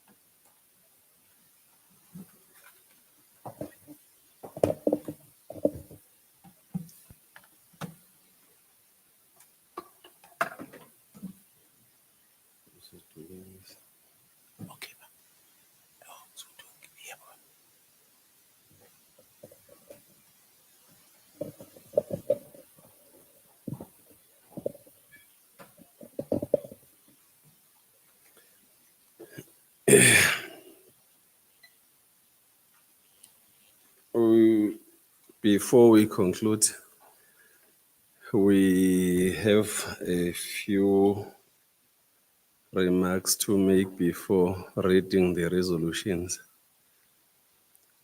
And still awaiting the list of the members of the executive committee that have been appointed. But I must thank Honorable Premier and the DG and all the senior leadership of government for making time for this HRDC to be taken through what has been happening, because it would have been difficult for us to even start not knowing where we are, what is the status, what have been challenges, what are the building blocks, so that at least we have some kind of a context within which we are going to be operating. At least now we have been empowered. We can no longer have an excuse that we were appointed when we still have no clue as to what we are required to do. Now the ball is in our hands. So the 2 days that we have spent here have been used fruitfully, but we have to wait until we produce the first annual report, at least, to say from where we were, we are here, there's been movement, there is progress, so that at the point of concluding our term, we should be able to look back with a sense of pride to say, we contributed to making our government work. We contributed to making our people benefit from the activities and the investments that government makes in trying to improve their lot. When reading across all the strategic focus areas, they talk to each one of us, so that if I had it some passage, I would dictate that they should be built into the performance contracts, so that people know these are binding. We can't spend the whole 2 days doing things for its own sake without committing to doing everything. And so that when the DGs does the performance assessments, there should be something reflecting on the work that we have been doing over the past 2 days. So that when invited to the national HRDC, we should not be lost. Instead, we should be clear to say, "Sesifikile from the Kingdom Province. This is what we have been doing, and this is how we hope to change things in our province, to inspire this new hope." These resolutions I'm presenting are in a very draft form, and we hope within 3 to 4 weeks, they must have been refined and consolidated so that they inform what we are going to be doing as we go along. Among them, which was flagged sharply yesterday, was the shift of the council from policy development to implementation. At least we know who should be doing what in terms of this resolution. We have to prioritize early childhood development as the foundation of the provincial HRD agenda. And I've been listening to Mam Sisrupi lapha from the first council meeting we had mhlaka 14 April. She demonstrated the kind of an activist she is. And I hope we are going to be able to produce even more activists in terms of this focus area, because the passion that she has needs to be replicated so that at the very grassroots level, we have people who are truly committed to this focus area. We also are proposing as a resolution to this orientation workshop to the development of a provincial skills database and district level skills gap profiles. We are here saying we cannot afford to make broad generalizations as if we do not know where we lack. If we know our limitations and our gaps, we should be able to take conscious steps to say, this is what we need to do, and this is addressing this particular gap as identified by ourselves. We have to strengthen collaboration between HRDC, Economic Council, universities, TVET colleges, cities and industry. We need each other, and working in silos would be very counterproductive, and therefore it's critical that we join hands. And long time ago, we were told about that the institutions of higher learning are autonomous. We have to define the extent of that autonomy and the kind of contribution that they make towards fulfilling this agenda. We need to know what is it that they are doing and which need do they address, because they do not exist for themselves. They exist to serve us, to strengthen our efforts, and to better inform our activities. We also are proposing that we promote demand-led skills development, entrepreneurship, digital skills, and workplace learning. Some of us have been serving government for more than 30 years. Are we still relevant? What do we do in order to move with the movers? Because we can't be boasting of the years that we've spent, yet we've been unproductive for the past 20 years. It's just that we are waiting. So it becomes important that we make every effort to sharpen our skills, to learn at the workplace. So mpisakisa nomhlangano nesinye isikhulu somnyango kahulumeni. Siyabuza ukuthi what are your challenges? What challenges? Uphethe document ka 1974 ngama 2000s. Truly misrepresenting government, because ukufana nokuvuka kwakhe kule document ayithola mhlambe eqashwa, and he has not been interacting with other colleagues so that ezokwazi ukuthi ayisekukhona okusha manje egcine enquma kabili, not wanting to be responsive to the needs of the community. Establishment of the standing committees and implementation plans aligned to the strategic priorities is what we are proposing, so that we are in line with what this council stands for. Without being monitored and without being accountable and reporting based on evidence, we cannot move and fulfill our obligations. We therefore are proposing that we have to improve on monitoring and ensure accountability and evidence-based reporting.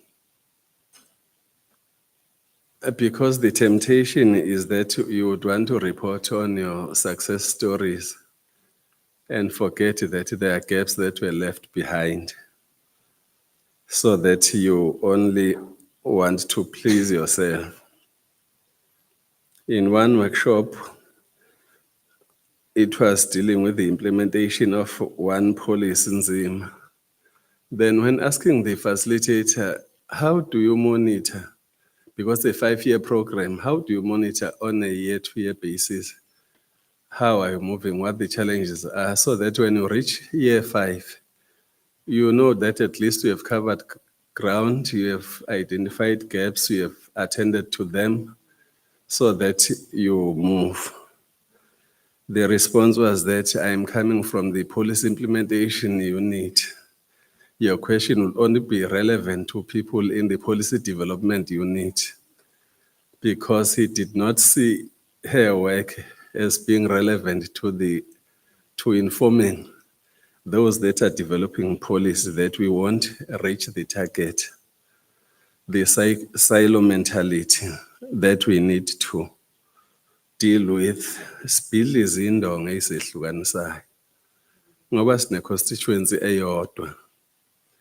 Ukuthi ngeke sibaseve abantu in their different categories depending on where they find themselves at a given time. Streamlining the reinvestment processes and strengthen council governance arrangements. I remember, Honorable Premier, the remarks you made in April that needs urgent attention, because the people serving here should not feel the burden of carrying themselves or be given an excuse of withdrawing because it's unaffordable to be part of this. We do need them. The kind of presentation that the doc made was very relevant, so that in her absence, we become weak and not very useful, because if she cannot afford to be here, then she cannot, something must be done to try and have the means to be here at Wings. So,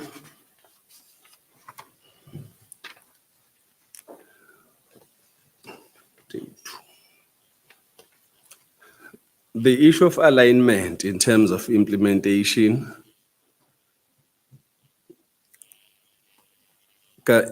when we are implement the resources that we have and amend the strategy to focus on expanding access to ECD programs. In this case, we cannot stop. Even in the first world countries, I've never heard them saying, hey, we have more surplus, but they work on the basis of what they have. Then how innovative do we become so that we put together the little that we have and make more impact? So the issue of alignment becomes critical. To strengthen ECD through improved coordination, a lot has been said. An observation has been made that a lot of spade work still has to be done in terms of ECD. And we're hoping that by the end of the year, we would have made the progress and know exactly what is it that we need to do to take the process of ECD forward.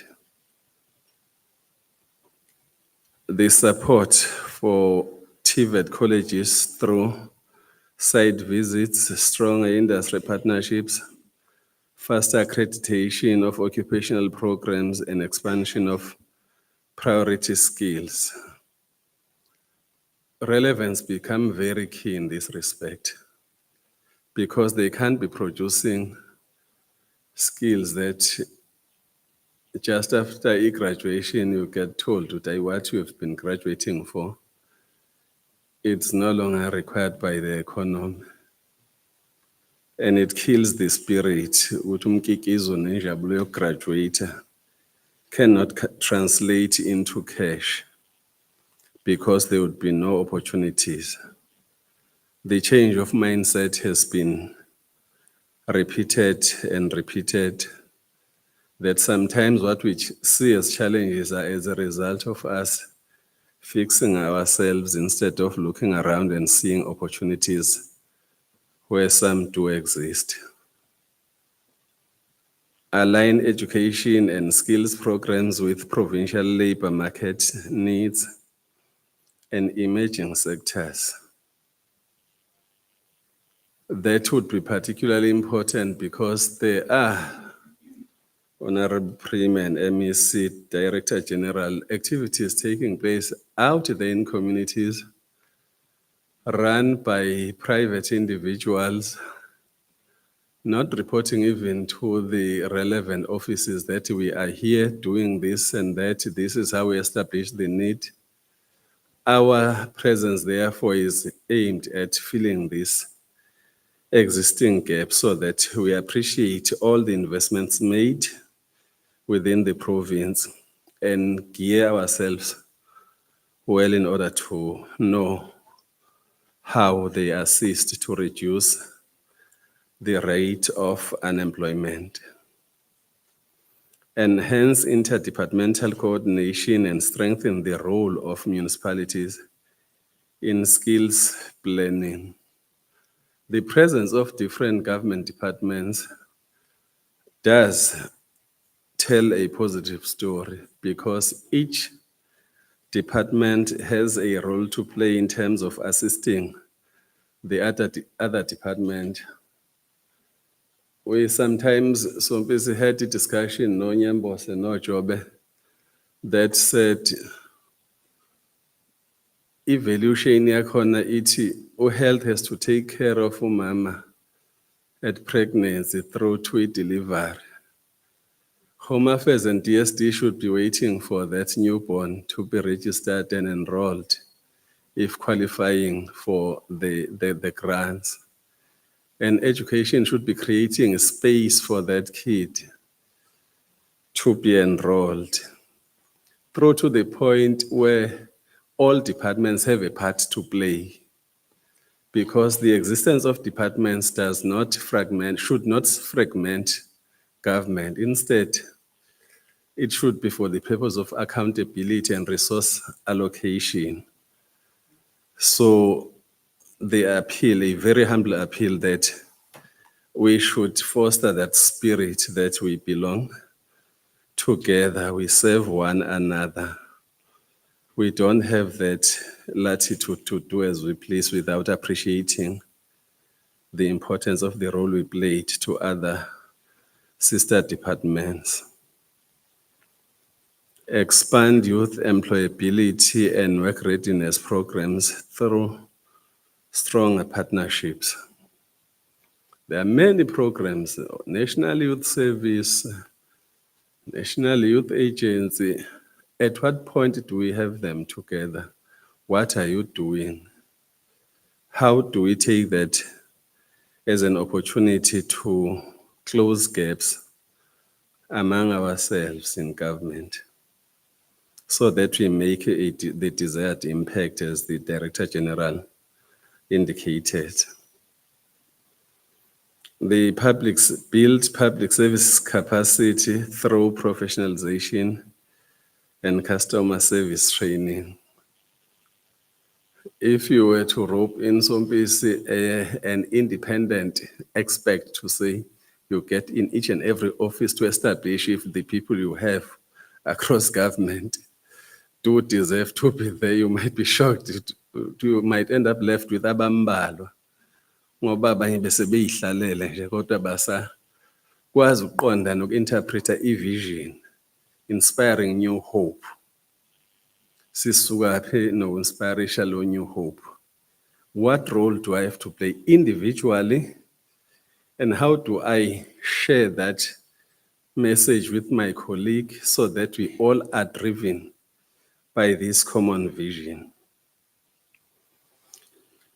We don't only live today, but we're looking at the future. Therefore, we have to prioritize future skills, including green economy, just energy transition, so that we move with the movers, and to ensure issues of career guidance so that our kids do not go to tertiary institution and have access to NSFAS and to come back being a Sizagan. May I present the list of the EXCO members who would be dealing with the spade work, reporting to the Office of the Premier and the Council. Mr. Ibim Kiz, the First Deputy, Premier, the Chair. Bakhohlwa ukuqala ngosihlalo lapha sompisi baqala ngamaphini. I imagine automatic ngabhaliwe osuke kuhluphe esifice sesivimbile lapha sesikhohliwe ukuthi Ibim Khiza was here yesterday speaking. Number 2, Uzulu ZO, the second deputy. Mr. C. Manci from the organized business. Mr. P. Ngema from organized business. Mr. G.N. Ngobo from government. Mr. M. Mazibuko from government. Mr. N. Mchunu, higher education institutions, specialty vets. Mrs. Z. Kula, higher education institutions, TVET. Dr. P.J. Mieza, higher education institutions, universities. Mr. J. Naidu from the economic sector. Dr. Tim Kize from the economic sector. Mr. N. Asvat from Professional Board, the South African Institute of Chartered Accountants. Mr. M. Lechanyane, Professional Bodies, the South African Institute of Electrical Engineers. Mr. S. Madlala, Organized Civil Society. Dr. Y. Mabiga from the State-Owned Enterprises. Dr. T. Ellenson from the Research Sector. That is the draft that we had made.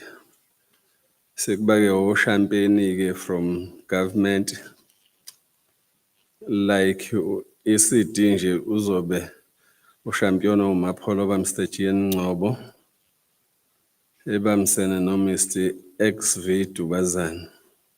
Science, Technology, Engineering, Arts and Mathematics, Mr. Naidu, Dr. T. Ellenson. Worker Education, Miss N. Kaluza, co-championing it with Dr. Tim Kiza. Build the capacity of the state, championed by Mr. C.M. Manci, and co-championed by Mr. S. Madlala. So these draft resolutions are presented to this forum, Sompisi, and the members of the EXCO are also presented so that as you close, you at least have an idea who is going to be doing what in terms of the work that has been done over the past 2 days. Thank you very much.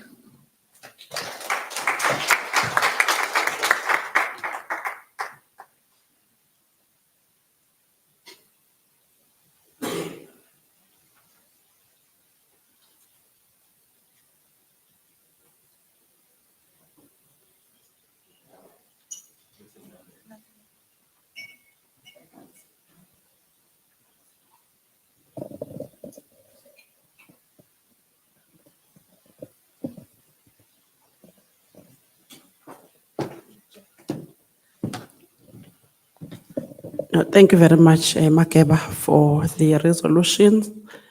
I am now going to humbly request our Honorable Premier to give us closing remarks so that we know what we are going to do from here. Siyabonga kakhulu, Sompisi.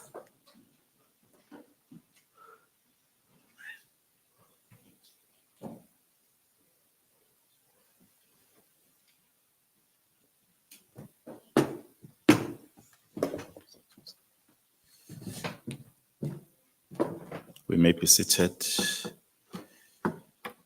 Thank you very much to the Director General of the province of KwaZulu Natal, Ms. Kanyile,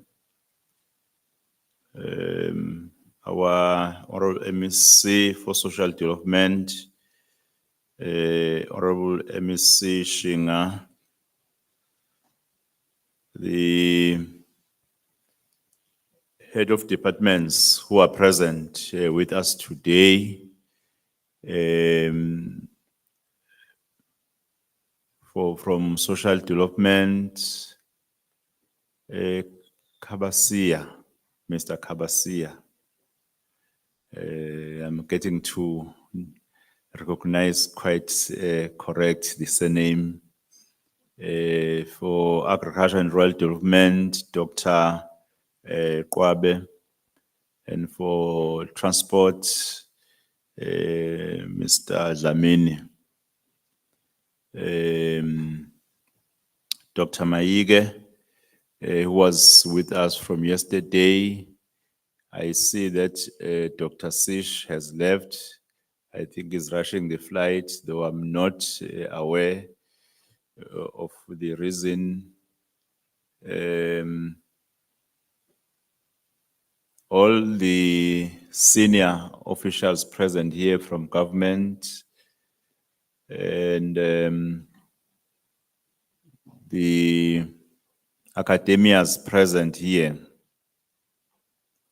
I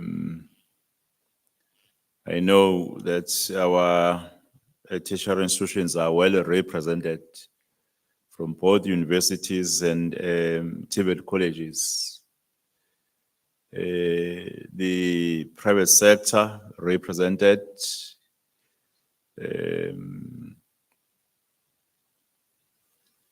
and all the colleagues present.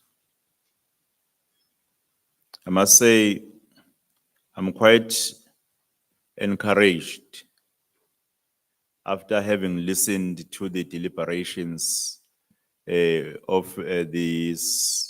of today and yesterday. One that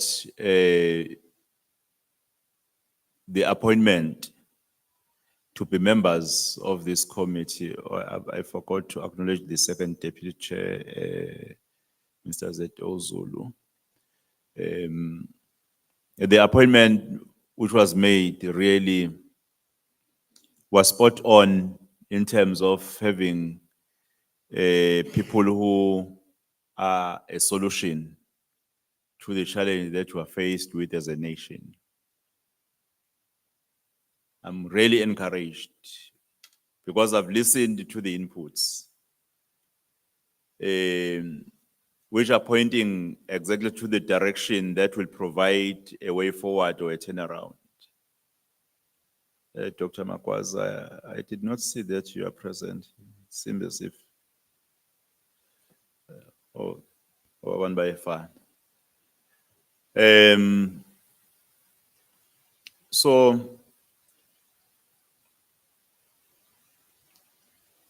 allow me, as I bring these proceedings to a close, to commend this council for the manner in which it has approached this orientation session.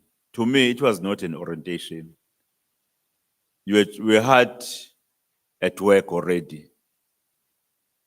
The kind of the inputs and the engagements were not signifying an orientation. Over these 2 days, I've observed a body that does not merely convene to fulfill a procedural requirement, but one that interrogates its mandate with the seriousness it deserves. The rigor with which members have engaged one another, the willingness to be challenged on old assumptions, and the discipline to ground every discussion in evidence rather than sentiment. This is precisely the caliber of leadership our human resource development agenda demands. A council that orientates itself this thorough at the start of a term is a council that intends to govern its work with purpose, not adrift through its by a default.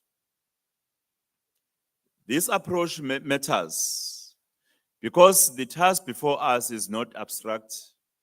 Every skills gap we fail to close today becomes a young person without a pathway tomorrow. A local economy without the artisans, technicians, and professionals it needs to grow. It is this understanding that must anchor our work going forward, including our commitment to programs such as Engangeni Ngesango Iyafohla.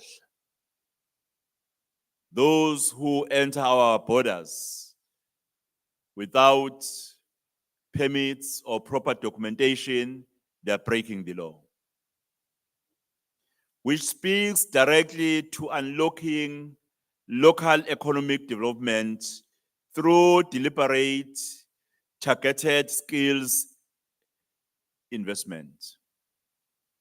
In fact, in the next 2 weeks, I will be hosting a roundtable on the tuck shops economy. I want just to be specific, tuck shops economy or spaza shops economy. I've requested my office to engage with ATIA. I hope they've already done so, DG, so that they plan that roundtable, which is quite very essential. Because when we talk about skills development, we do not only talk about certificates so that one will be employed, but we are even talking about skills that will support the economy currently and offer opportunities to those who will be secondary beneficiaries, to the primary beneficiaries. Because we need to ask ourselves questions as to why our people are failing to run businesses. But those who are coming outside of our borders, on the very same field, they are able to sustain. Unfortunately so, offer little opportunities to our unemployed citizens. Because, you know, when you talk about China Mall, you'll count the number of the local people who are on the strategic platforms. I don't think that our people only deserve to sweep or to clean the floor.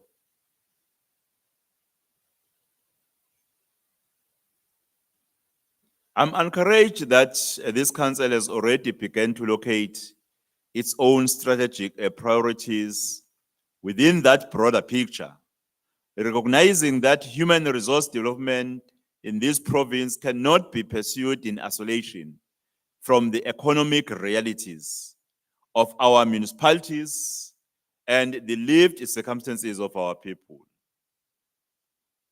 The only unfortunate dilemma, Prof, who have been advocating for local government, that the solution is supposed to be there, is the capacity in local government. That is what we are trying to address as provincial government, to strengthen the capacity of local government.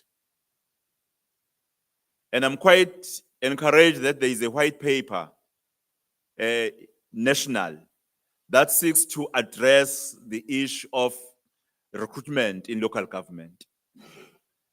Without addressing that, we'll have a sphere of government that will always have gaps that are in fact, not supporting the agenda of transforming our province in terms of the challenges that were actually assessed with. Yesterday, while I sat among you, an important point was raised about this council's readiness to deal with emerging and current issues.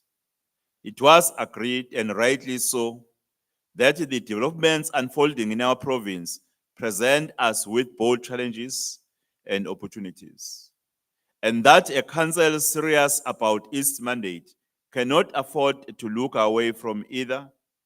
It is in that spirit that I wish to turn in these closing remarks to the scenario presented by the matter of undocumented foreign nationals.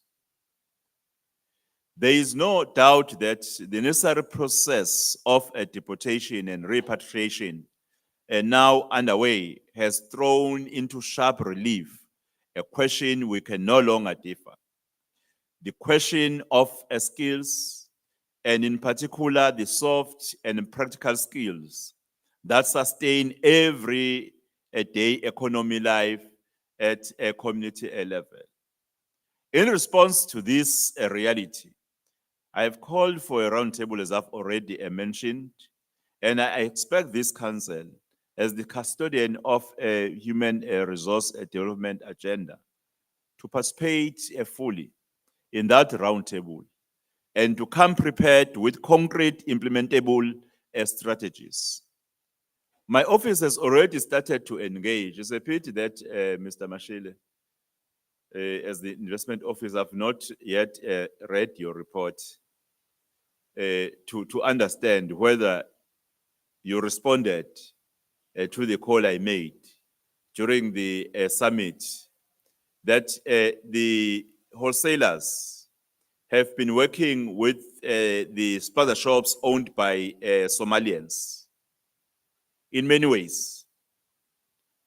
Why is it not possible for the wholesalers to work with local people to own those spaza shops, to train them, to mentor them, and to assist them to be able to manage finances and to even expand or rather find other adventures?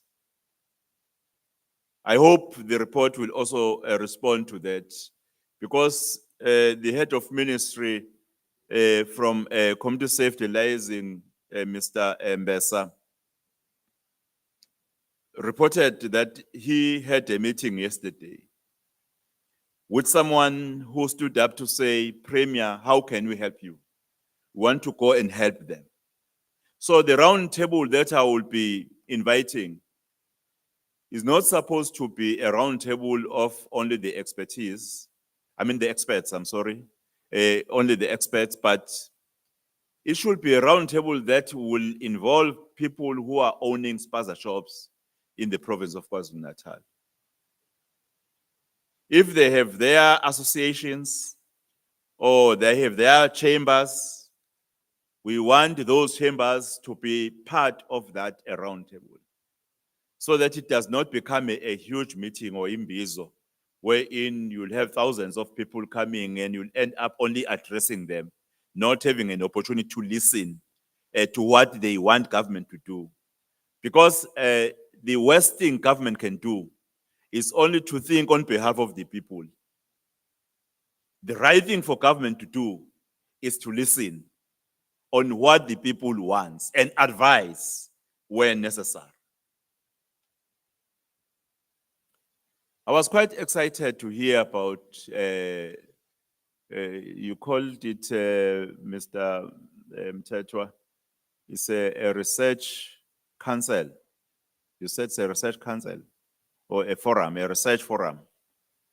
I so wish that I'm invited just to sit as an observer and listen on the deliberations so as to understand the deliberations there. It's a very important, in fact, a forum. I said, Prof, from UNIZUL, when I had an engagement yesterday with the Vice Chancellor of UNIZOL, I think local government need to use tertiary institutions, especially the research units, so that they will inform their development plans. I really became worried when after so many years, I joined a district municipality. And I discovered that when they plan their water master plan, they only talk about quick wins to have taps in the gates of the households, but not addressing the issue of the source. As a result, billions and billions were invested for reticulation, and only to find that there is no water coming out of that tap. Then I said something was lacking in this planning. The strategy we developed together must have a positive and immediate impact on the ground, addressing critical skills shortages, while revitalizing local economic activity. Recent developments have exposed significant gaps in areas such as small-scale delivery services, seamstress and sewing work, cell phone repair, tuck shop management, and other community-based enterprises. Angithi nje, colleagues, you know, ukuthi imoto besiyikhanda phi, where we're actually penetrating our cars. If we did not have money to go and pay to those formal workshops, we had people who were helping us to repair our damaged cars. And now there is a gap. We need to respond to that as government. These are not marginal trades. They are the backbone of township and rural economies. And they previously provided sustainable livelihoods and essential services to our communities before facing displacement and mounting a competition. The Human Resource Development Council must therefore prioritize quick win interventions in terms of advice that reskill and empower local residents in precisely these sectors, equipping them with practical, market-relevant capabilities that restore local service delivery capacity, stimulate entrepreneurship, and create real, immediate employment opportunities. The impact of getting this right will be felt directly by our people. It will mean a measurable reduction in unemployment and poverty as income-generating opportunities return to community hands. It will mean improved access to essential services as local businesses regain the capacity to meet community needs efficiently. It will mean enhanced economic participation for residents in sectors that have long supported family livelihoods, and the reduction in the delivery delays and service disruptions currently affecting our communities. It will mean greater convenience for residents who today are forced to travel long distances simply to purchase basic household groceries or access essential services. And cumulatively, it will mean a stronger, more resilient local economy built on the growth of small businesses and informal enterprises that are owned, run, and sustained by our own people. And I took counsel to what Dr. Seshi also said. DG, I think you took note of it, that the president is intending to launch a planning commission on unemployment issues. I noted that, and I recorded it, that we need to engage on those issues. I therefore urge the Joint Forum of the Economic and Human Resource Development Councils to fast-track the implementation of targeted skills development programs arising from this session. These are the low-hanging fruits of our development agenda, interventions that can deliver immediate socio-economic benefits while laying the foundation for sustainable job creation and long-term economic growth. I'm confident that a council which has shown over these 2 days such a seriousness of purpose will rise to this challenge. And I look forward to the strategies it brings to that table, the round table we are going to have. Let us act with urgency. This moment demands, for the sake of the communities who are awaiting on us to deliver. As we close this orientation session, I wish to thank each and every member for the seriousness with which they have approached this work, and to the extent my appreciation to the officials, also extend my appreciation to the officials who have planned everything, the documents, all the logistics to make the 2 days possible. Because at the end of the day, all members will thank the Premier for the session, but not acknowledging the efforts made by the officials. Can we applaud the officials for putting together everything for today? I don't have a complaint. I did not see even a single gap. Everything was perfect and was up to the standard, top notch. Thank you very much to the team you are leading, Mr. Mtetwa. The 7th administration will be watching this council's progress with keen interest, and we will support it in every way necessary to see its resolutions translated into measurable outcomes for the people of KwaZulu Natal. I had an invitation from Elangeni College that as government, we must come and see what they are doing. And I think I will be engaging the chief staff and the special advisors, Mr. Mtaga and Dr. Donda, and the Director General, Ms. Kanyile, so that we allocate a date to visit. Not only Elangeni College, because I think they were making a call that government must understand what is happening.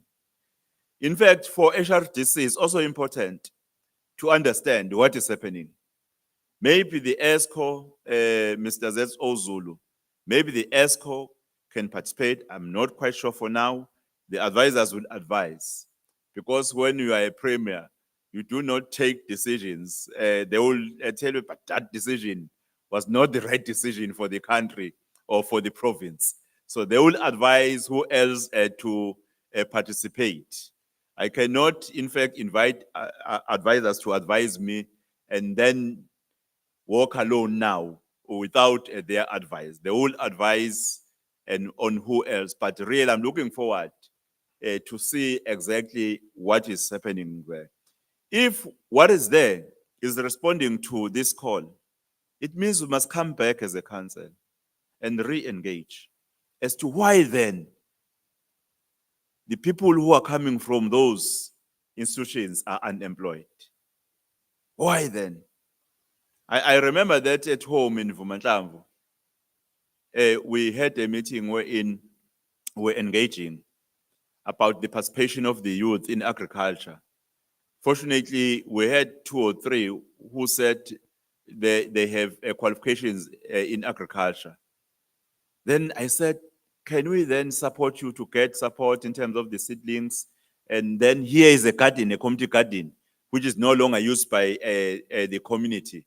Can you use it? We made it possible for them to get the seedlings. When I visited home, I had been always looking at that garden, but I couldn't see vegetables growing in that. I know that they were provided the seedlings, but I couldn't see the veg. Then I asked myself, but amongst those, there were people who were saying we have a diploma in agriculture. Why then they fail when they have these qualifications? In fact, as government, we need to be responding to that question. Why? Because we have so many graduates in agriculture, but who are only looking for employment. They have agriculture, there is land, there is financial institutions that are prepared to support, but they are unemployed. I'm not quite sure how can we configure Mr. Mtaga and Dr. Donda, Director General, a discussion around that question. Because maybe I may charge the council to tap into the areas where it's not supposed to go.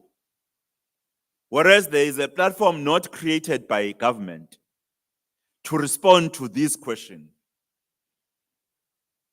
We may blame institutions, whereas we have not been an enabler in terms of receiving what is a potential to address our economic challenges and the issues around opportunities. Thank you very much, ladies and gentlemen. Nihambe kahle uma senibuyele emakhaya. Akusimina ke ngiyobusisa ukumaya. Ngiyethemba ukhona onezwi lenkosi la ongabusisa kangcono. Sengathi ningamaya kahle ke nihambe kahle uma senibuyele emakhaya. Ngiyacela nanokuthi i-secretariat i-address le ndaba yama claims yokutravela to our members, please. Ngizwile kukhona okhala ukuthi kuzoka kathathe attender, but Mr. Mthethwa, ngizwile that concern. Thank you very much, colleagues.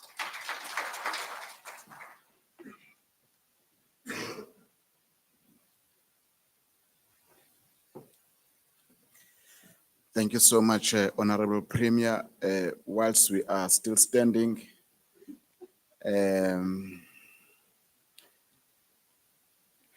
maybe we can request Dr. Kwabe to bless the food for us. But food is reserved on the site where we had our breakfast.